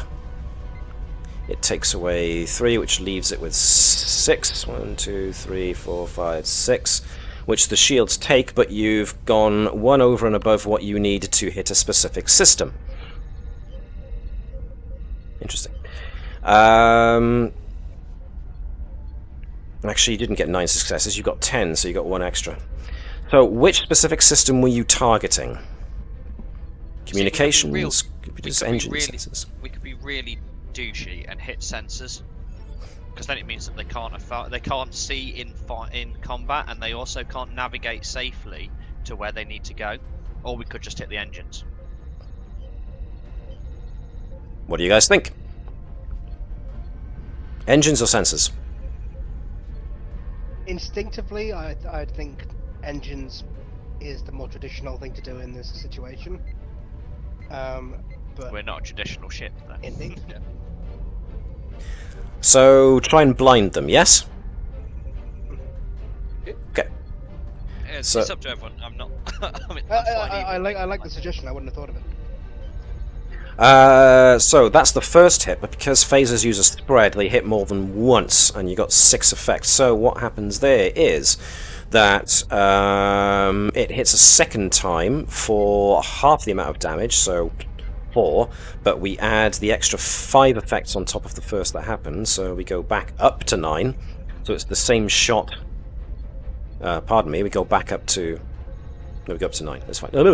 I'm confusing myself here. Right. We got 10 successes. So that's essentially half of that. 10 less 5, 10 less. 6, and extra 5 is backed up to 10 again. So you inflict the same damage twice. 10 minus 3 is 7, so completely knock out their shields and hit sensors a second time. So, starship damage on sensors should mean that equal to or greater than half the ship of the scale. It's not yet half the scale's ship, half the ship's scale, but you've basically made it now so that any sensor operations they take from here are going to be that much more difficult. So the ship's warp field gets up. Ba-boom, ba-bang. As soon as the phasers fire, the lights on the Navis flicker. Everything. Lights, consoles, they blip in and out for all of a second. But the 2 shots do go in, they do affect the Mapui. You've done damage to their sensor array, and you have got warp. Do you want to stick around, or do you want to zip straight back to warp? I'd say we hit the warp. We hit warp. Yep. Alrighty.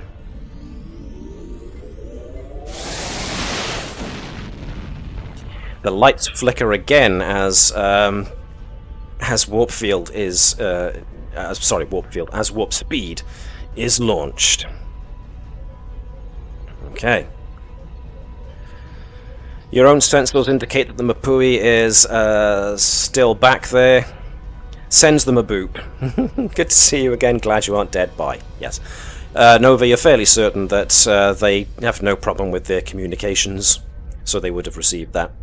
Sensors indicate that the Mapui got underway not long after yourselves, because they were also able to re-establish their own warp field. So they are not far behind you. Now then, a little time goes past, and you are now at the edge of the Shackleton Expanse. Now, you know from experience that the Shackleton Expanse is full of dangerous astrological phenomena that need to be crossed carefully. However, all three ships, both the Klingons and yourselves, are trying to cross these hazards as fast as they can. So, if only we had sensors to. Oh wait, we do. Are these sensors things that use a lot of power, by any chance? Rely on subspace systems and complicated astronavigation stuff. Right, So- bring up. Hello. You're right. You do the computational bits. We can shut down. We can put the main computer to idle to reduce sort of like the load on from the computer. that's not a bad idea, says the captain. We've got all the inside scoop from Renard. What's his name? Rainer.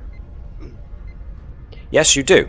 Which means that you've got a lot better knowledge of how to skirt around this, but at the same time, the Klingons, especially the Mapui, have been around this place before, so... But at the moment, though, you're entering into what's called the Endurance Divide. This is the part of the nebula that... of the expanse, pardon me, that is the bit that you have to get through first.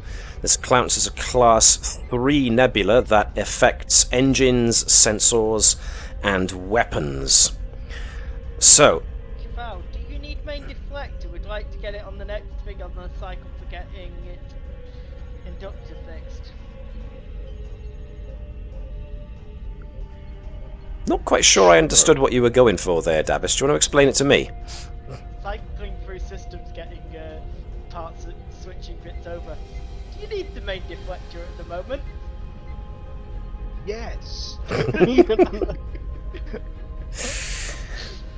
So, the boys most likely necessary for this, engines, weapons. This is going to be an engines plus con task, and this is going to be difficulty 3 because of Keval's piloting talents. So, if any folks want to aid with this, that's fine. I'm assuming the engineering guys, since they're going to be taking the brunt, but anybody practically can. But this is more than likely going to be mainly Keval trying to pilot through the what do I call it? The endurance divide. Good lord, as best as he can. Will my push the limits reduce difficulty? It has, which is why it's 3, not 4. That's where I was muted. So what we're rolling in engineering? That's if you want to aid. Mm-hmm.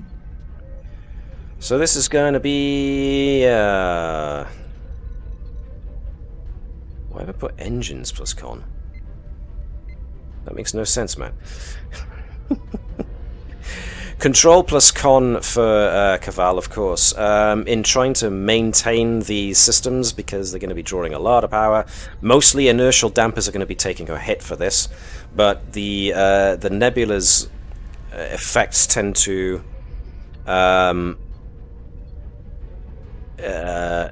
the effects of the nebula tend to affect, or effect, the engines, as well as sensors and weapons.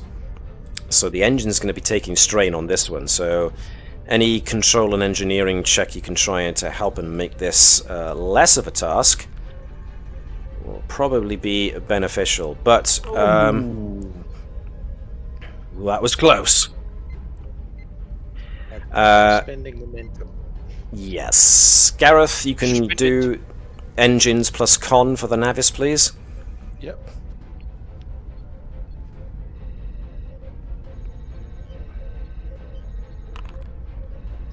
1 success. Nice, nice, nice.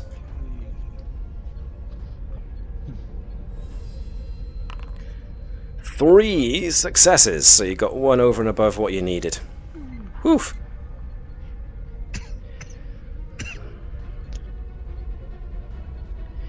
Power is drained as a result of the nebula, and the inertial dampers have a heck of a time trying to keep the bumps, especially since a lot of non-essential stuff has been powered down as much as possible.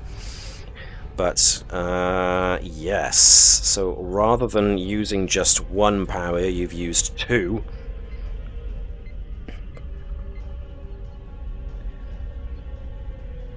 The Klingons don't look like they're having any better a time of things at the moment.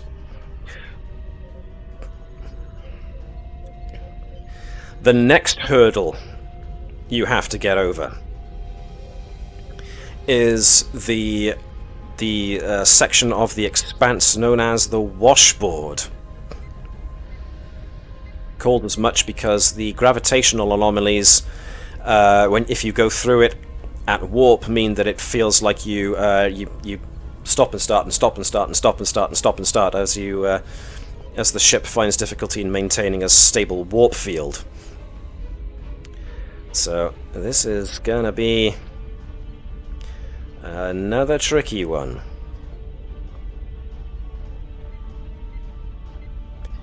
The graviton interference means that ships have to go through at low warp speeds. This is an opportunity for the Klingon, the Mapui to catch up with the Navis, but also for the Navis to catch up with the Vorcha class ship that got ahead of you. So, depending on how well you do here, this is... Right, the washboard has a trait difficulty of 4, meaning you need to draw on 4 power just to get through here. So the Navis' ship's power is gradually going down quite quickly. And a control con task assisted by the ship's engines con, difficulty 3, needs to be performed by whoever. Can I assist Keval on this? Absolutely. I think I'll use a point of determination. Right. If my dynamic situations need to be mastered value. Yep. No problem there. So, Andrews and the Navis are going to be assisting Thazanan with this, so let's have the assistants first. Roll 1 dice each. For... It depends on how Andrews is trying to help. Yes. Well, I mean, she's got quite good con, actually. Yeah, I was going to use the control and con. Yep, that's fine. To kind of I'm just trying to see if any of my talents would help benefit as well. Have a look through. And if it was fruition when you character use, you'll not use direct task, are we? At this moment in time.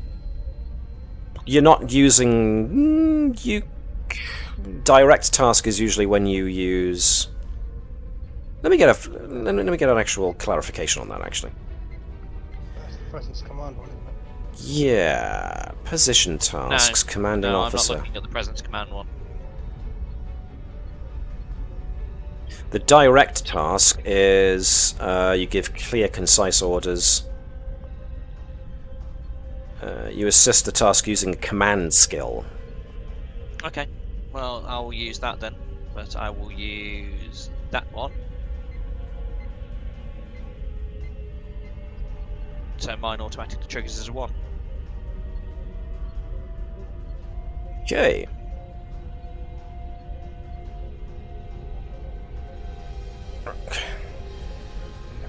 Christopher Pike Medal of Valor. Once permission, when the character uses a direct task instead of rolling normally, they may treat their T20s as if they'd rolled a 1. Cool. So you may as well not bother rolling then in that case, because it's automatically coming back as 2 successes. So it's up to the ship. And Keval. Engines con for the ship. Engines con for the ship. I mean, if anybody else wants to go at being the ship.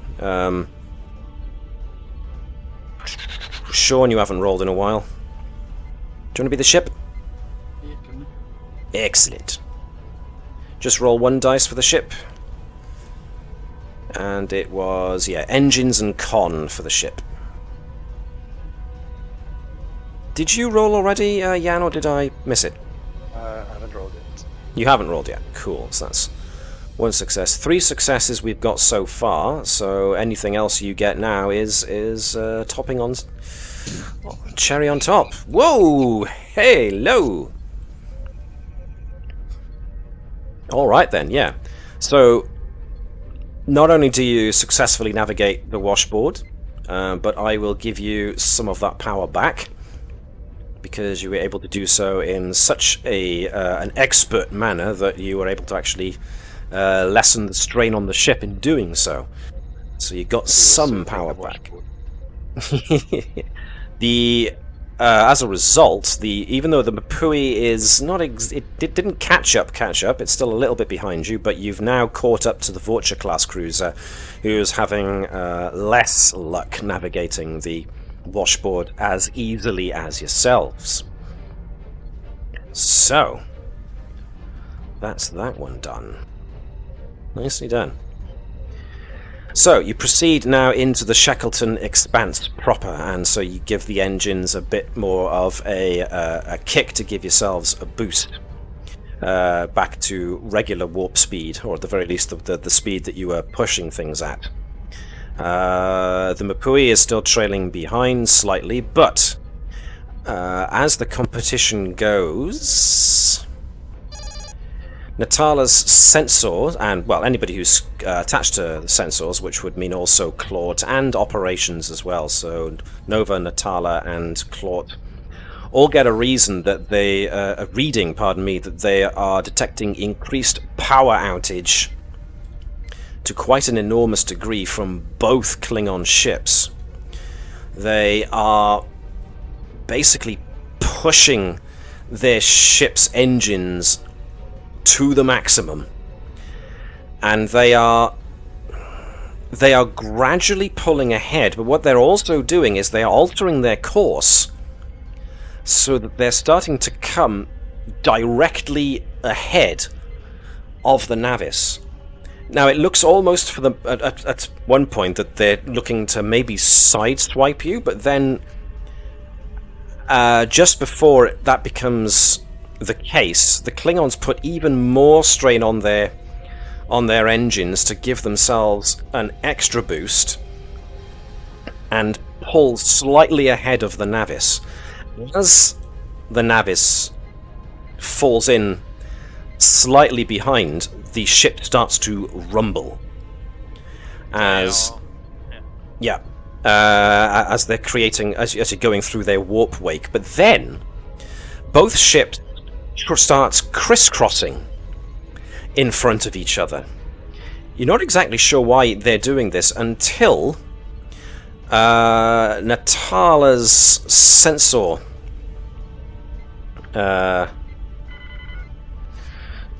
start detecting tachyon eddies are being created by this crisscrossing of the two Klingon ships ahead of you, which is causing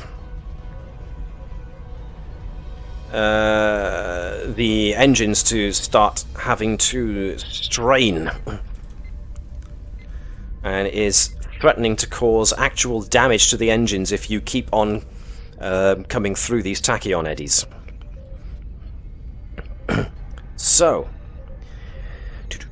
this is another extended task to try and get past this tachyon eddy.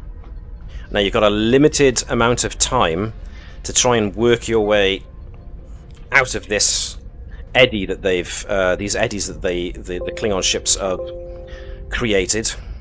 I haven't given Any specific direction to how you do this, I am going to leave it entirely up to you how you want to do this, either using, engines, or maybe flying, or reconfiguring weapons, or emitting something from the deflector dish. I don't know. Well, anything you can think of. The easiest way to solve this is a deflector dish solution. However, I'm very concerned about the amount of power we're using so far. It would be a significant drain. Does anyone have any solutions that don't involve us having to emit any particles? Because as simple as that answer is, I'm not sure it's the right one for this moment. What would actually neutralise tachyons? Shaun, what was that you said? Nova would just say it is the right solution, don't worry about power. Well, okay. To neutralise tachyons, we'd either use a different pattern of tachyons to give a more stable pattern rather than have these eddies bobbing about, or similar to what happened earlier, we could effectively use a graviton solution. Either of them would be very similar. Alright. What warp are we currently at? 8. Okay. What's the difference in stress on the engine? Well, the engines aren't at stress, it's the power couplings that are at stress. What's the difference of us upping our speed faster than them? Because I'm pretty sure an Akira is faster than a Vulture. If Yes, they want to play indeed. speed, we just push harder than them, because they're already maxing their engines. Well, that's for the engineers to complain about, because the ship You is... could take us to 9.6, that would do it. What systems can you live without? I need you to drop the ship's power usage by 60%, then we can do it. We may have a choice when it comes to the idea of not hooking up the power source of the fighter, because at this rate we're losing. So Running out of things we could chop up for power, but that's just sitting there. maximum Yeah, rated is maximum- 9.8 on the Akira class. Yes, Well, with the Mr. Vultures- Edwards, the issue we have is the systems that are currently in need of emergency maintenance are the things that regulate power That- transfers. Yeah. We don't need 9.8. We just need to beat the big one, because that Vulture, it's chunky. We just 9.6, 9.55 would do it. Yeah. What was that, Shaun? Can I drain the shields? Nova's just telling everybody not to worry about power, she's got it. Okay, so does Nova want to do something now in order to gain the ship some extra power or some such? No, it'll be part of the plan, I think. Okay, cool. Righty-ho. So Nova is definitely going to assist on whatever's going on here. So let me switch it over. I like the idea of using the tachyons, the deflector, but there's an awful lot of energy we'd have to transfer. I think it'd be easier because the engines are already hot. That would be my suggestion. Oh, Actually, I have just had a thought as well, but you go yours. So mine might be the stupid. engines are already hot. If the plan is to win the race, though, surely you guys want to disable them, so... I think I get where Vibers is going. If I boost the engines and we vent as we go, Yeah. they've got our interference to fly through, and that's going to shake up the eddies again. What do people think? Past them and they'll go spiraling. Everybody That's on a board better with idea this? than I think that might work.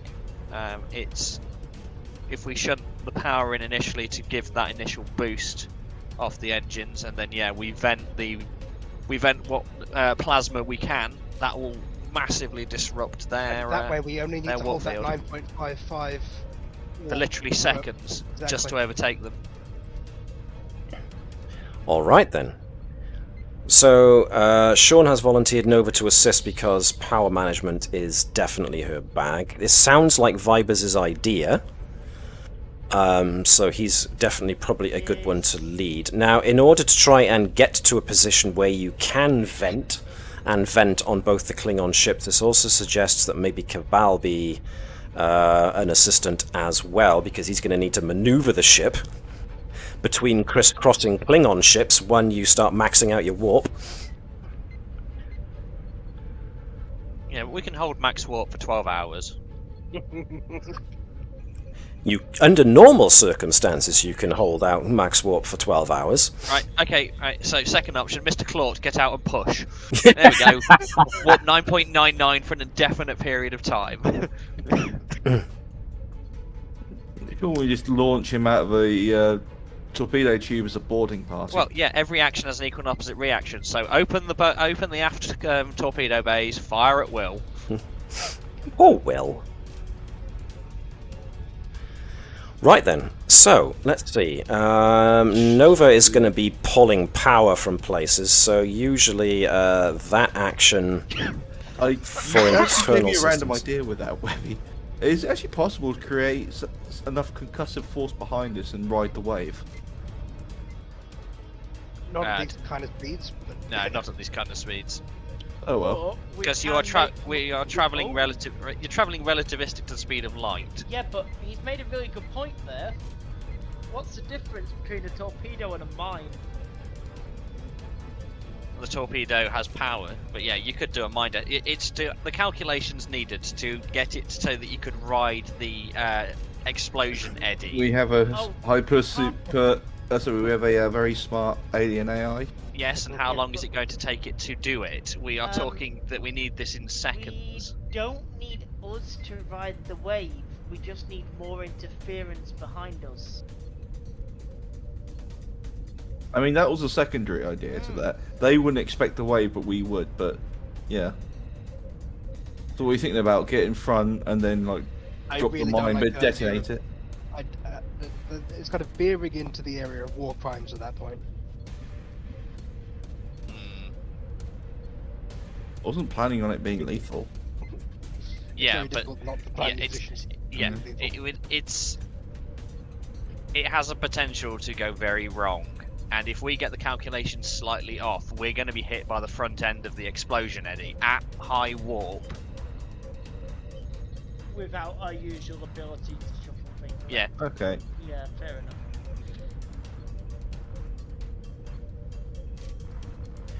Okie dokie, so what's the final plan looking like here?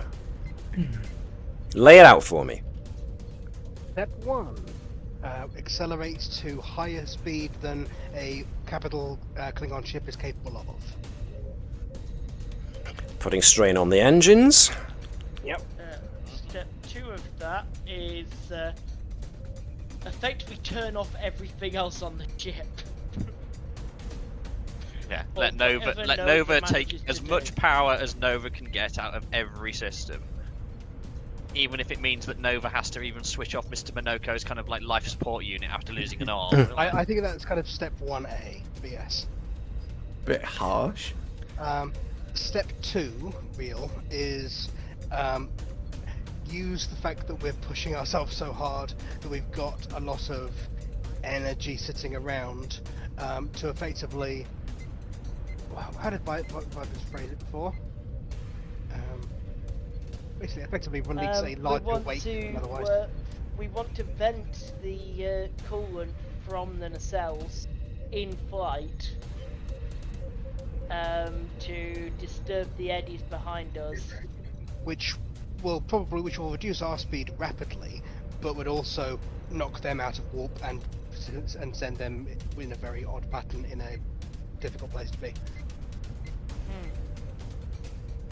Okay.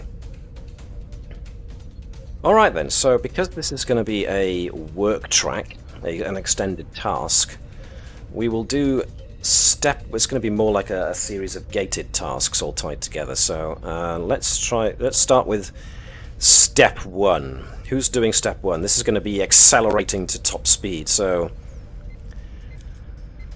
that sounds like a Helm supported by engines, or Helm supported by operations actually, because Nova's going to need to pull the power from places. No, Nova is 1A. Nova's pulling all of the power to stop the strain on the rest of the system. Right. Engineering would be the one that's pushing the power system to its limit. So it's going to be Helm supported by engineering then.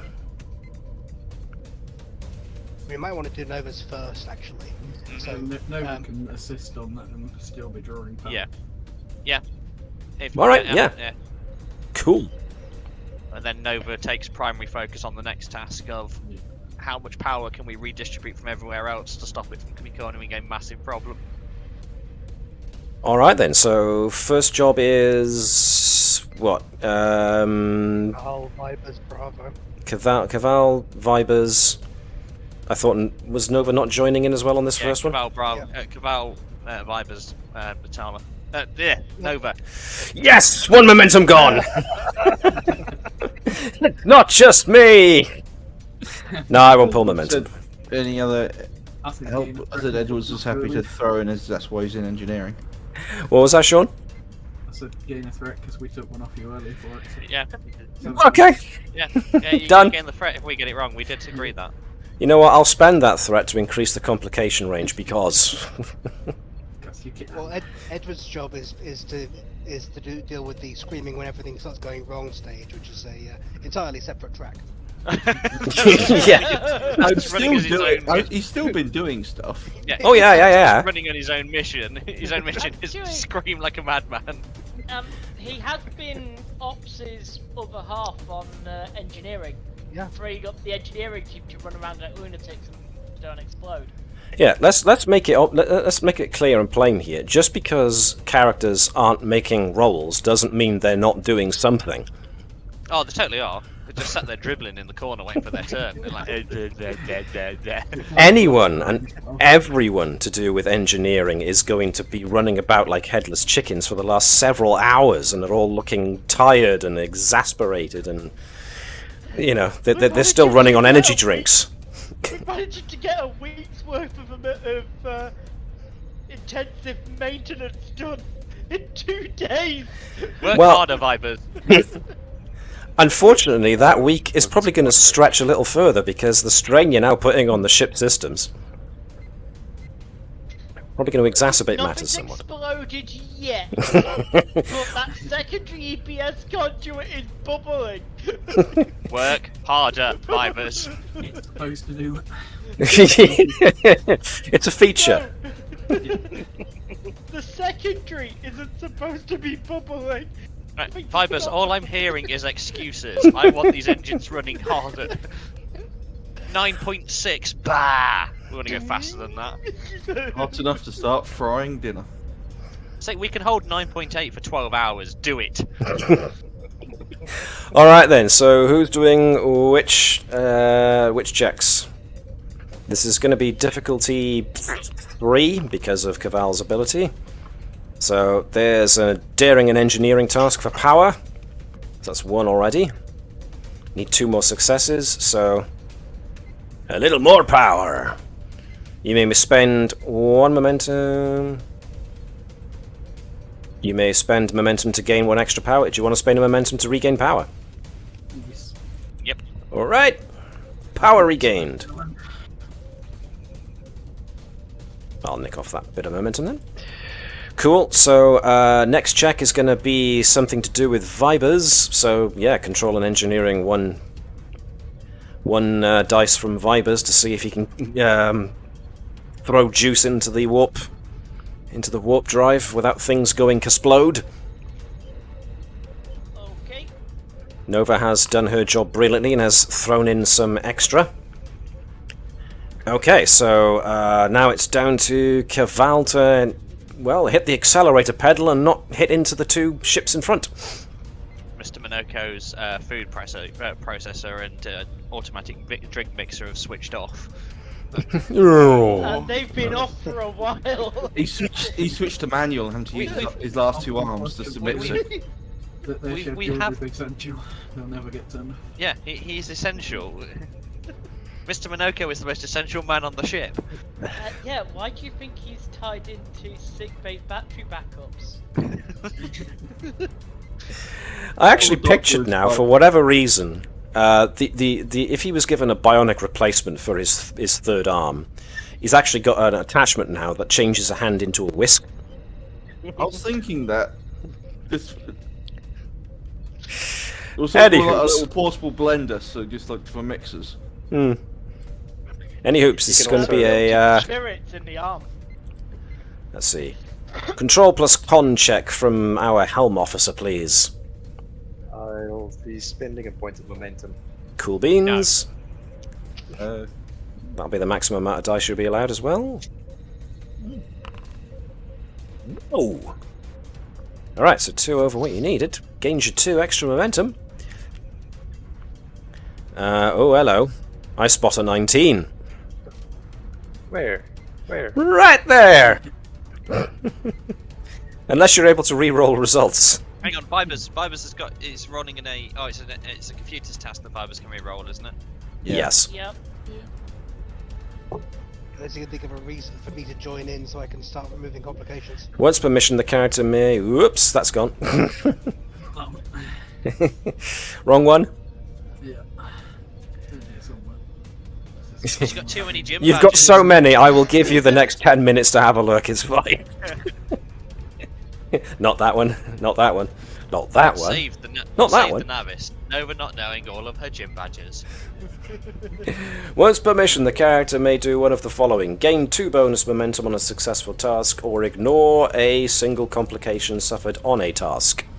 Declared before the Games Master announces the complications effect. I haven't announced the complications effect, so you can ignore that complication if you wish. Yay, Nova. Sounds like yes. Dang it, you didn't let me have my fun! Good thing she's taken the quest to be a Pokemon champion seriously.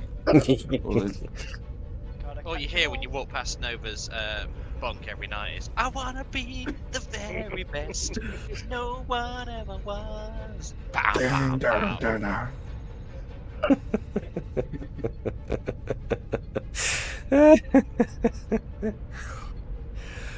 Serious stuff. Right, so that was a terrific amount of successes.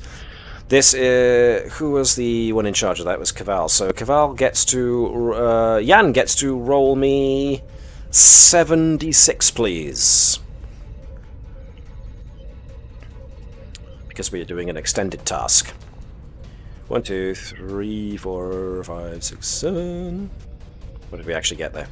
1, 2, 3, 4, 5, 6, 7, 8, with 1 effect. So magnitude 3, no resistance, so definitely a breakthrough there. Haven't quite finished it, but what was the next step? Nova generating power. Hawky doke. Step 1A. So this is similar to the last thing you did. Thing. That's Matt speak for. I can't remember what it was, so I'm just going to allow you to remember for me. A little more power. So this is daring and engineering from Nova, isn't it? Yep. Nice. So it'll be probably playing around with other power systems, reducing the power. Yep. Changing the efficiencies and Trying to pull a bit more juice. general tomfoolery with the systems. Cool. You have a focus for general tomfoolery, so feel free to give me a check. This is still going to be difficulty 3 for Nova. You need any assistance or anything? Yeah, we might as well. Okay, so let me pull Natala into this. Not blowing things up, safety protocols. Yeah. Definitely not. Nova's like, get that talk out of here. What was that? Spend momentum on procedural compliance. Right now, this is this is going to be, that's 2 successes already. So whenever Natala can bring to the table to get 1 extra success, we'll nail it. Spend some momentum if you want. Oh, no need. Okie dokie. Hello, cat. I know. Momentum goes to more power. Momentum goes to more power. Thank you for reminding me. And the successes gained, which means we go with Nova. Nova was primary on that, so Nova get to roll me 7d6. Ooh, nice. What did we get there? We got 1, 2, 3, 4, 5, 6, 7, 8, 9, and 2 effects. Chalk that down for that. 9 is more than enough. 2 magnitude, and you complete it.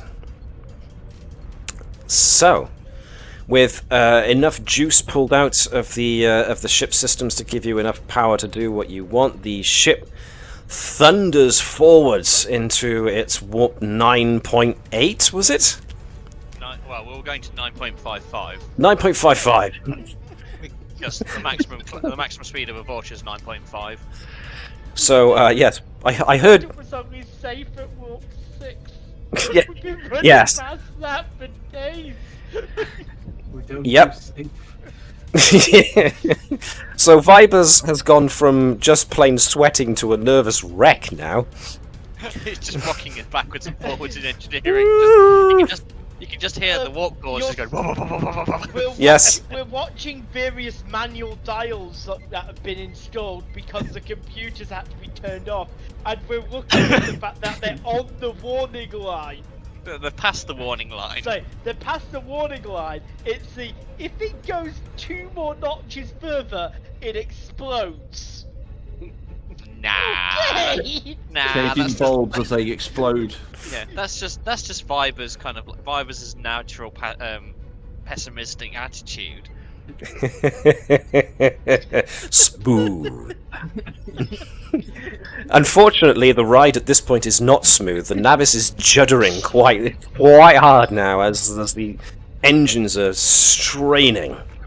Do you know what? We could switch off the for extra power. We could switch off the inertial dampness. No, we can't. I don't Just know turn about it- you, but Turn everyone into soup. They're not essential, right? Yeah. Oh dear. Have you heard the term ball in a can? Hey, if we wanted to get into space quickly, we could use magnetic linear accelerator. It's great. You'd be in space within 11 seconds. The problem is that you would be soup at the back of the spaceship. And I'm Yeah, presuming that's Andrews what you is don't want to very- happen. Andrews is very much a stereotypical tactical officer or command track officer of the belief that my ship spec says I can go at 9.8, so I can go at 9.8 as much as I want. Yeah, it clearly says it's in the manual. Maximum speed is 9.8. It's like,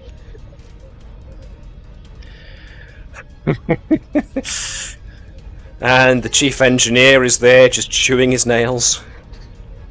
it's not my fault that he's the one that has to deal with the specification. You know. Vibers is sweating. He should have told them that at no sane point should you ever take the engines above 9.5. At which point I'd have gone, okay. That's not what it says on the page. Yeah, no, what it says on the design spec. Says it right here. 9.8. Perfectly fine at 9.8 if I could actually regulate power without having to do it manually with paperclips. Blah blah blah. Engineering. Blah blah. Too difficult to do task properly. As it happens, the chief engineer is sweating quite a lot, as are all the engineers, and it's got nothing to do with the amount of work they're putting in. It's to do with the fact that the heat coming off of the warp core is quite intense. So, of our ship's roster, which species in particular would have difficulty at high temperatures? I think the only one that wouldn't is going to be Claude. No, I'm Yeah. looking over directly at our pilot. I'm looking at the pilot who also has the occasional odd kind of blackout point, so he just suddenly goes, just That's a falls good over. point. I'll read you one soon. Sorry, I missed that. What happened?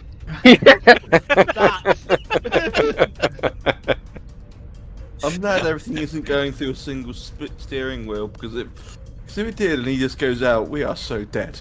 No, we're not. Well, let's hope not. He's not Oh, dear. he's not the Just only you know- con officer on the bridge. Yeah, it's not a steering wheel, it's a large touch screen he's going to lie on. Yeah. Right, With we've got all space. the buttons on it. I wonder if we should modify that that our SS module to activate if I fall unconscious. Shield up! Yeah, it's just Keval just collapses. Oh, the shields have gone up. Keval falls asleep. Oh, the shields have gone up. night crew's like, what the hell? Why does the shields keep going up? And shields off. Ah, there we go. Nope, shields have gone up again. What the? Because no one tells the night shift this is what's actually going on. Night shift get told nothing. That's why they're on night shift. All right then. So you managed to complete the extended task. So you pull power, you throw the warp engines into overdrive, and start pulling ahead. Your chief helm officer does his usual expert maneuvering in managing to pilot the ship in between two crisscrossing vessels as you pull ahead of them. And if I recall, the plan was to release warp plasma as you go past them. Yeah. Can we flip the bird as we go past them?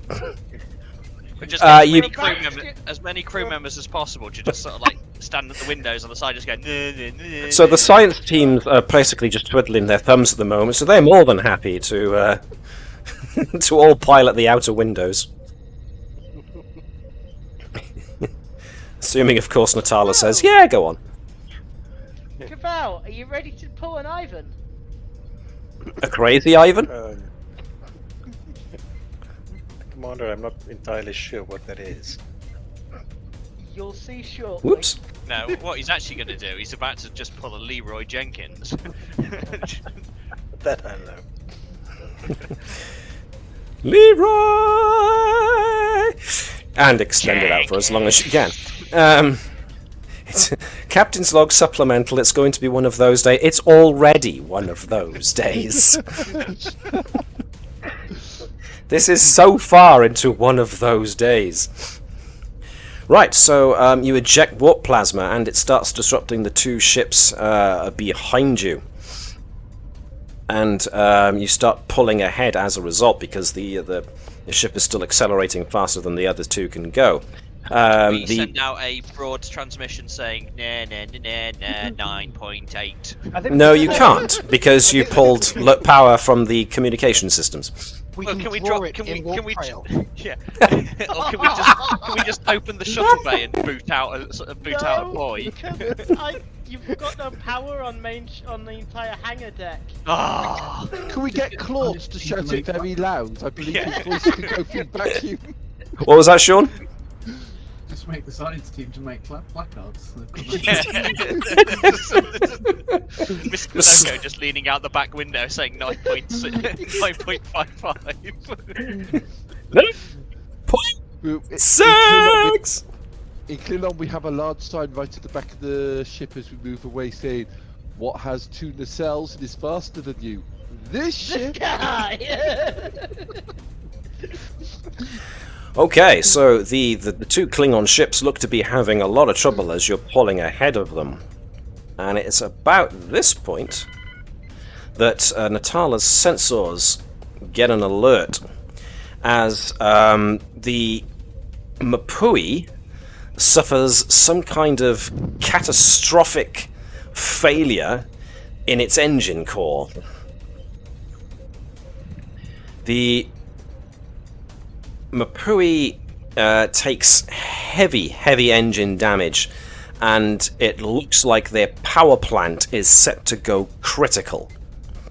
Will you do that? No, they pushed too far. Yeah, we have moments in which to respond. Oh, we turned them off. We've disabled all systems that can be used to actually rescue them. Yeah. Yeah, as you say, you haven't got long to decide, and it's the Mapui. So, what was that? Sorry, Gareth, I talked over you there. So I said, can we send their families a fruit basket? Honestly though, do we have anything that's turned on that could actually be useful? Yes. Transporters. Boy, they were left Transporters on. the Carpathian. Mm-hmm. I can only get a couple. We can't. We're at warp with shields up. Yeah. No, you take the shields down to go No, faster. we didn't. We drained power from them. We didn't take them off. We have still got shields up. Our shields are up. We have got all of our power systems. Unfortunately, We can't. as shut much them as they down. are our friends, we can't. The ship's in too bad a state for us to stop, and our mission is to defend the outpost. Even if the mission allowed it, in order we would have to, 1, stop, 2, power down shields, 3, the only transporters we've got are the ones from the Carpathia, and we'd be able to get maybe 4 or 5 people. They Yeah. don't have to get a person. But Is the the engine. ship slowing? Can because- they beam their power core out? What was that, Shaun? Is the other ship slowing to assist? Because if that's the case, No. we're no longer in a race. The other Again. Klingon ship is not slowing. Priority mission, cool. Unfortunately. Can we disable the other ship first? As has You've already. got Well, a few seconds before the ship explodes. yep. We got not exactly seconds, but you've not exactly got long. I mean, the other Klingon. Sorry, I talked over you there, Shaun. I said never wants to try something stupid. What does she want to try?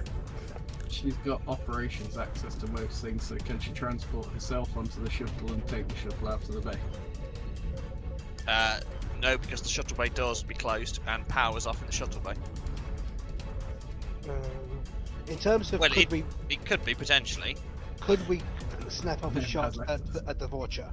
Is basically the only step we've got that we could do in the time that would allow us basically a split second in which to make a decision. Okay, this all comes down to: does Nova say that she's got an idea to the captain?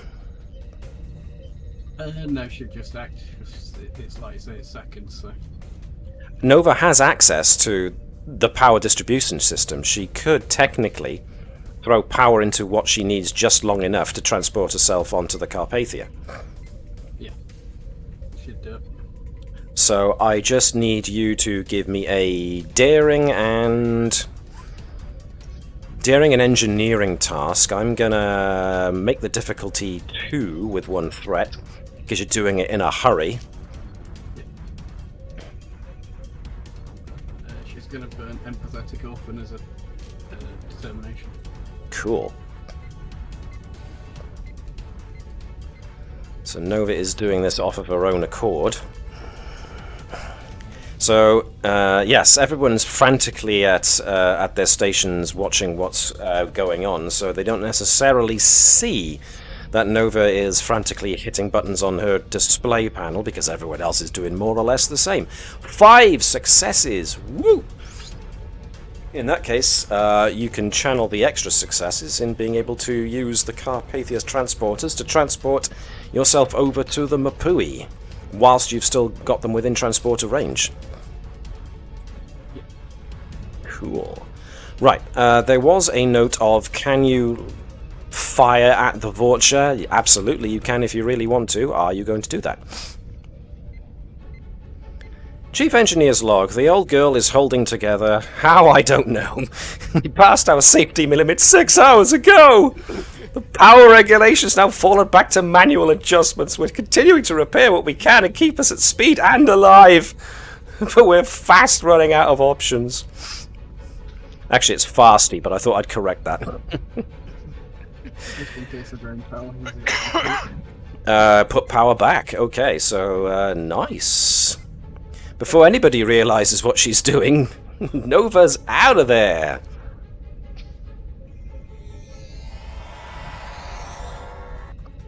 In the meantime, yes, your ops officer has just disappeared. So I'm going to so shunt that to would the be- bridge quickly. Yeah, that would be a security kind of I think response. first step is Mr. Edwards transferring ops energy management to your console in engineering. Yeah. Oh god. You are now main Um, power control. Who is our? Oh, no, it's Ensign. I think it was Eric. I think think Edwards at the moment. Yeah. Edwards is our. It's Edward at the moment. Yeah.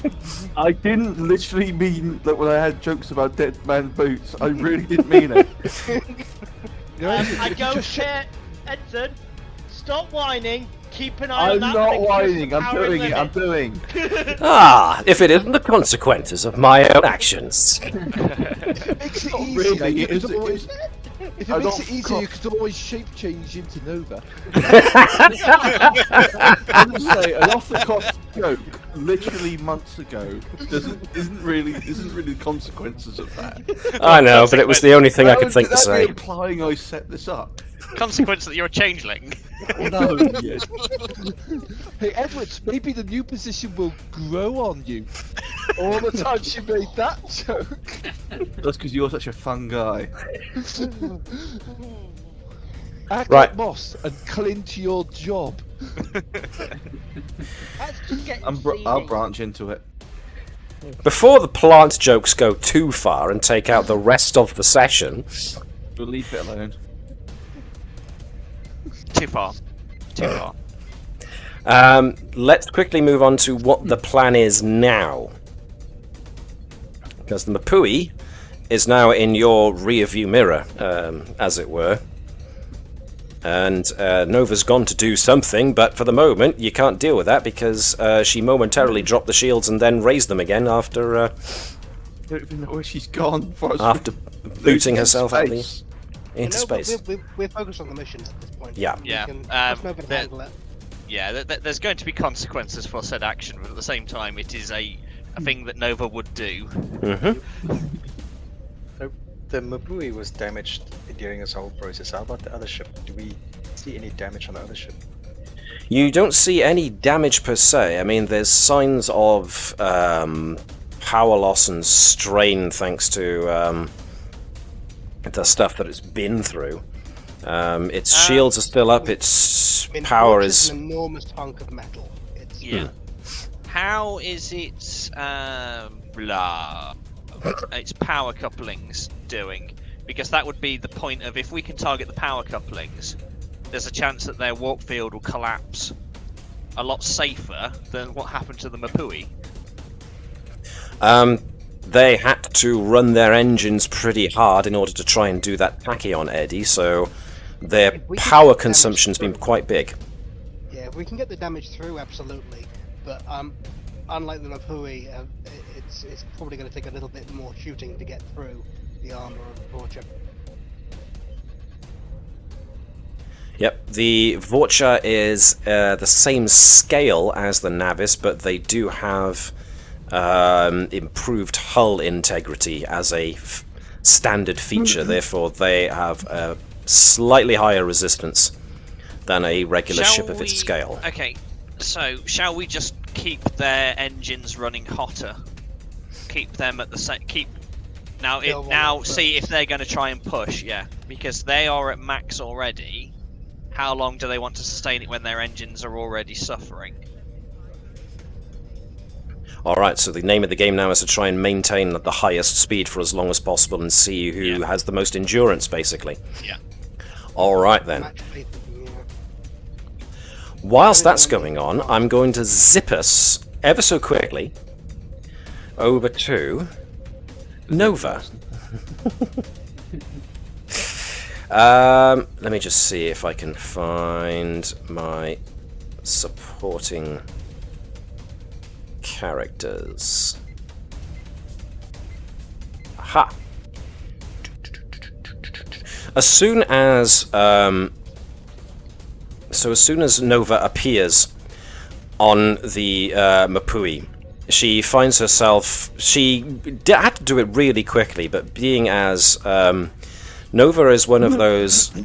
I always get the impression that Nova is one of those annoyingly flighty people who is terrifically smarter than she looks, or pretends she is.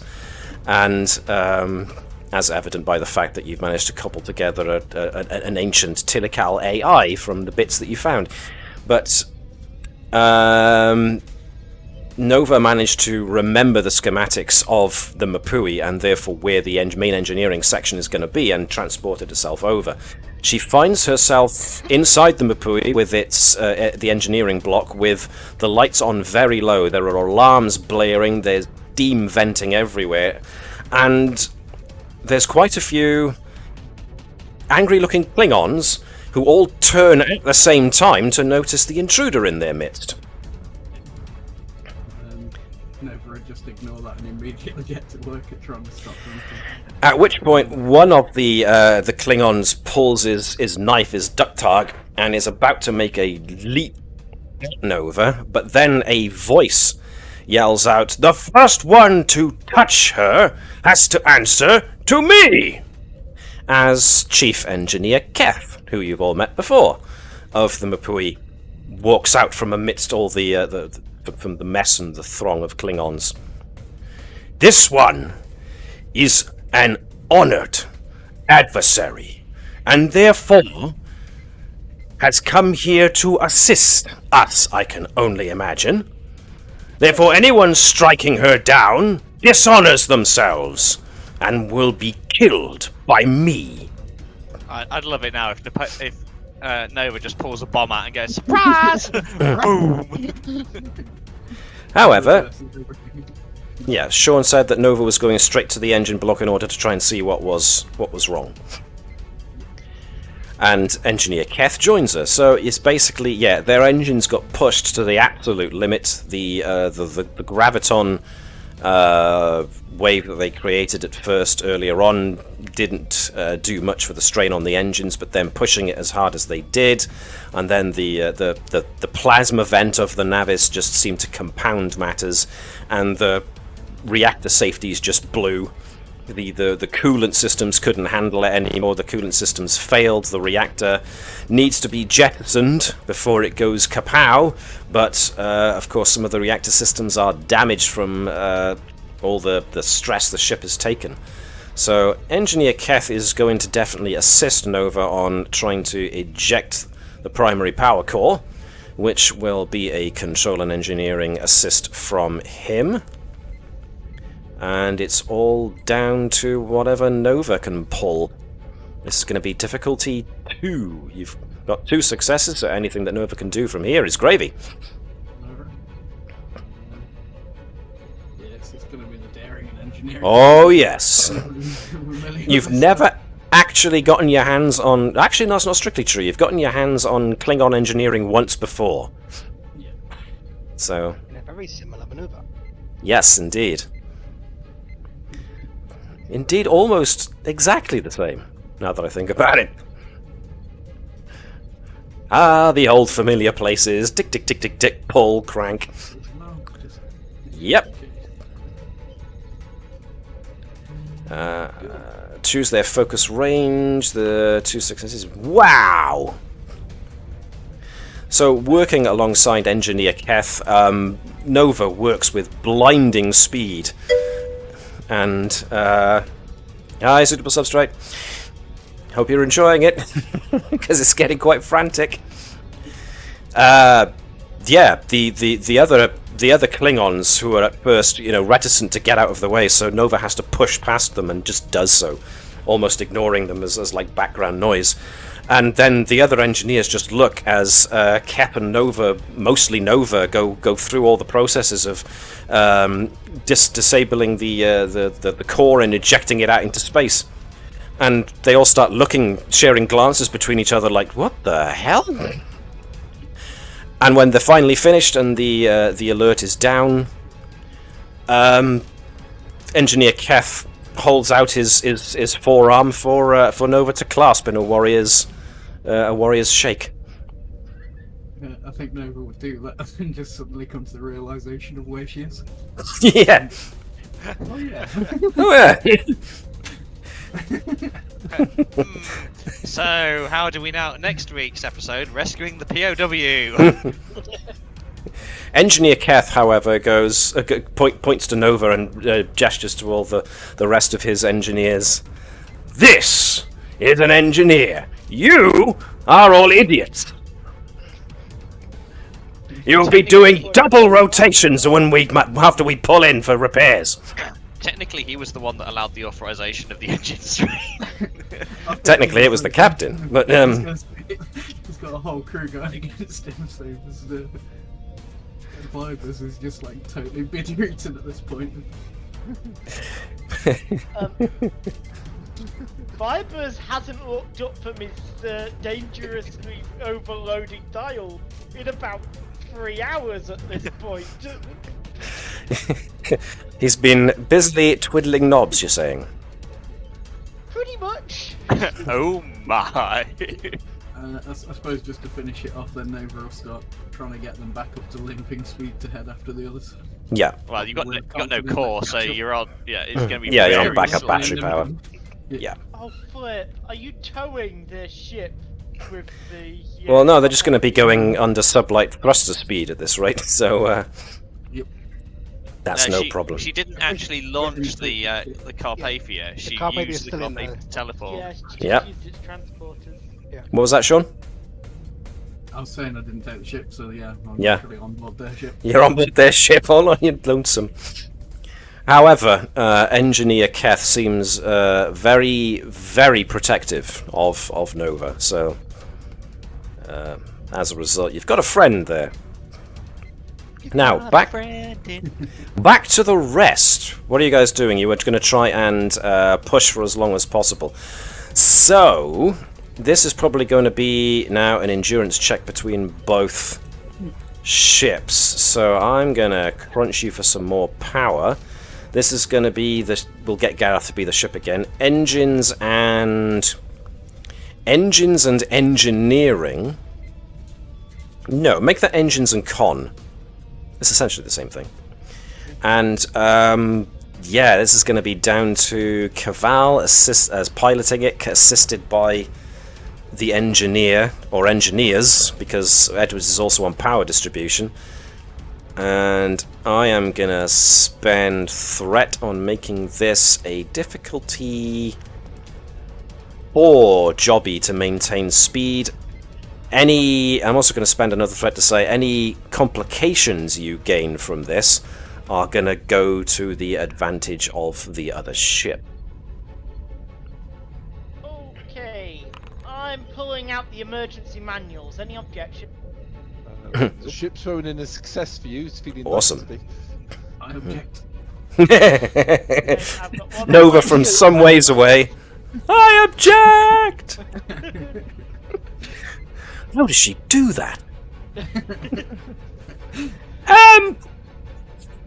That's not how it works. I'm having a conversation with myself here. Sorry, excuse me. Right, so... Spinning a point of momentum. Mm-hmm. Right. So, first from the 2 assistants. Lead on this. It's probably going to be Keval, because he's going to have to keep the ship going. But it's going to be assistance from both engineering and power distribution that are going to keep the thing Right. If going. I can burn 2 momentum, I get us a reroll. Seems worth. Yep. Okay. Then control and engineering from the 2 engineers, and control con from the pilot. And then, Jan, if you want to burn the other momentum as well, etc., to get, like you said, you wanted to do. Yeah, you should have enough dice to do that with now. Wait, you That's- increase that's the our threat, roll. did you say? I did. Oh. You Did No, rerolled we it. didn't. he just No, re-rolled he it? did. He just re-rolled it because he spent the momentum. Yeah. I pulled out a manual. It said, "Don't press the red button." So, what have we got? Okay, I can only add 1 down. Yep.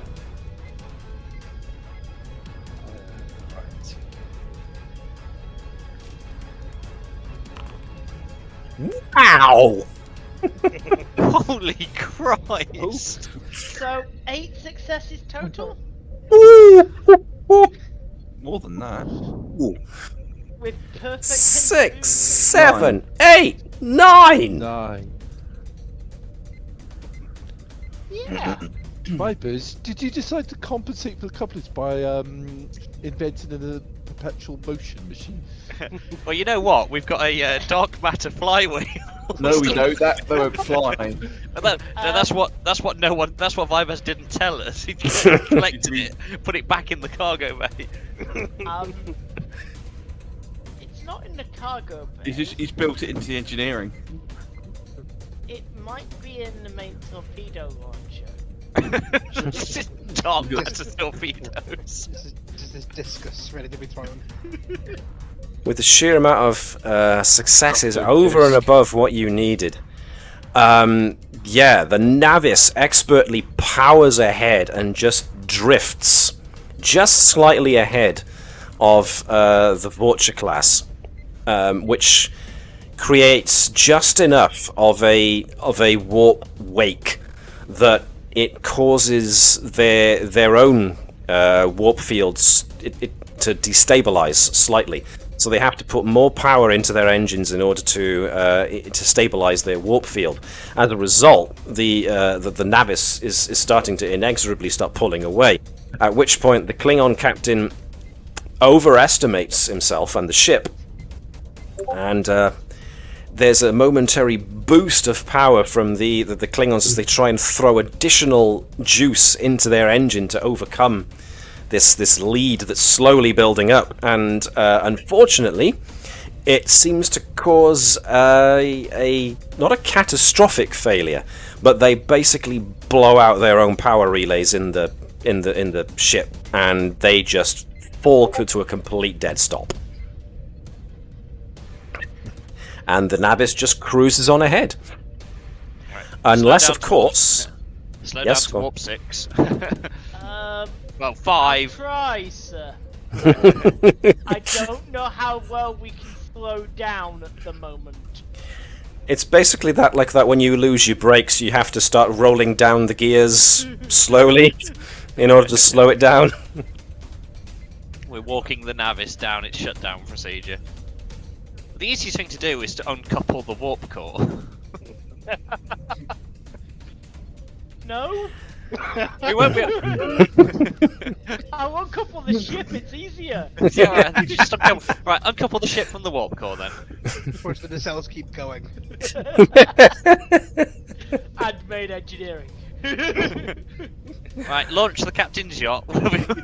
Everyone on board will leave Vibers in engineering for an indefinite period of time until he runs out of antimatter. So, yeah, the Klingon ship is completely taken out of the race as they strain their engines past the point of no return, and the Vulture just falls out of warp and just floats in space. You reckon from the sensor readings you got that they are probably going to be trying to get the power back online for quite some time. As a result, you make it to Quaskey 5 with enough time to just hover in space for a while. This also gives you the opportunity to launch your runabout to go and retrieve your wayward ops officer. I say that we would send the fighter rather than the runabout. Send the fighter rather than the runabout. Okay. Curiosity. So the Samson gets launched instead of the Carpathia. Who are we sending on it? I'd probably say Andrews would go on that. Okay. When Andrews does go... Actually, you know what? This is a really good chance to actually bring the thing out. Let's have a look at him. The Samson hasn't seen use yet, so let's bring it out. Who's our other most decorated officer with the Klingons? Keval is quite highly respected because he did pilot. Well, a lot of Andrews you. has got everything covered, really, because basically Andrews has got respect to the Klingons. Andrews has got basically con ability for flying the ship around pretty well, and just general intimidation abilities in terms of having conversation with Klingons that goes down pretty well. Seems you've been voted on, Commander. It just seemed we would take anyone else. I didn't catch that, it was quite small. Go, my child, and make them pay for destroying my induction coils. Because now apparently the Navis has gained enough sentience to be bitter and resentful, and lumps all Klingons in together. Hello has gained control of the ship. Basically, when Hello was connected to the Navis, some sentience seeped in. I thought it will. Oh dear. Bravo, while we're slowing down, we're going to do a live replacement of the port and starboard secondary coils, because it's the closest to off they're going to get for a very long time. Yes, sir. Simultaneous replacement in flight. Absolutely, sir. In other words, as you aren't currently using the brakes to slow down, you're going to replace them as you slow down. Well, we stopped pouring power into the engines, and we're letting everything stop hissing. So while it's stopping hissing and cooling down, it's a really good time to swap the bits. Right, Mr. Monoko, get the ice spritzer out. So yeah, the Samson makes its way back towards the Mapui, and thankfully you find that the Mapui is stable, and they have launched their basically a recovery beacon, which will hopefully mean that the Klingon Empire will send a recovery team to fetch, or the Vulture will turn around and come back because, well, they've lost the race now. Captain Akul definitely welcomes Andrews and respects her show of force in bringing the fighter craft, and definitely says that because the crew of the Mapui owe Lieutenant Nova a great debt, it's considered basically honouring this debt to hand her back over. So Nova is able to be transported onto the Samson. Nova realizes she's never actually been in the Federation fighter craft before, so this is quite a new experience. At which point Andrews has to tell her to not touch anything. Yeah, and Andrews very explicitly states, "You are not saying anything. You are not touching anything." There's a level of control, but the underlying emotions are very much a case of you dare. Your face is black, and then they appear on the ship with Nova has a black eye. It's like, God, damn it! Nova's in sick bay, just waking up with a broken nose. And like, what happened? Oh, she slipped on the console, didn't you, Nova? It was the Klingons. That's the Klingons. This was a love tap from the Klingons. Yeah. Bertram is going to sign a medical report. Cause of injury on Nova. Self-inflicted. Teleported onto a Klingon ship that we were currently in combat with to help them. I'm not angry, Nova, because I respect what you did. But next time, tell someone what you're going to do. There wasn't time. Is that still technically insubordination if you don't actually tell them and therefore being told not to do it? Well, it's a violation of protocol. Andrews, the phrase you're looking for is, I didn't almost tell myself to a slow lingering death on an alternate reality Yeah, to play mushroom ship saving your life so that you could just blow yourself up on a Klingon vessel. So yes, Nova reports back that yes, I helped. Yes, she helped repair the not repair it, help them get underway so that they're not helpless. And she's not sure, but she's reasonably certain that she might actually now be on course to be married to one or two of them. But hey, she's not exactly sure. I mean, can return you back to the Mapui if you wished, Nova. I mean, if she'd come back with a genuine black eye from one of the Klingons, then maybe. Yeah, the mating ritual. Actually, Edwards could clarify that. What was that you said, Shaun? I think we all missed it. Just that she's sure she'll see them again. Yeah. Optimism, I like it. So, with both of their ships basically disabled, the Klingons apparently give up the race, and the Navis is allowed to remain in orbit around Quaski 5 long enough for the actual team that was dispatched by Starfleet to come and secure the listening station. They also bring along a couple of other fighter craft that are going to be Federation attack craft that are going to be used as just rudimentary patrol for the area. They're going to keep it so that there's actually guards and shield emitters for the station so that it remains online. So you have gone, and Admiral Hebert is very happy with the report that's sent back.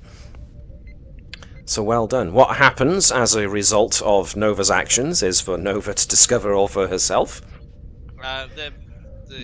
Again, there would be some altering of the reports. Okay. Nova would be perfectly honest. Yeah, again, but it goes through my desk first. And of course, the captain will have one or two things to say, but I think on the level, the impression that Nova gets is that everyone respects what she did.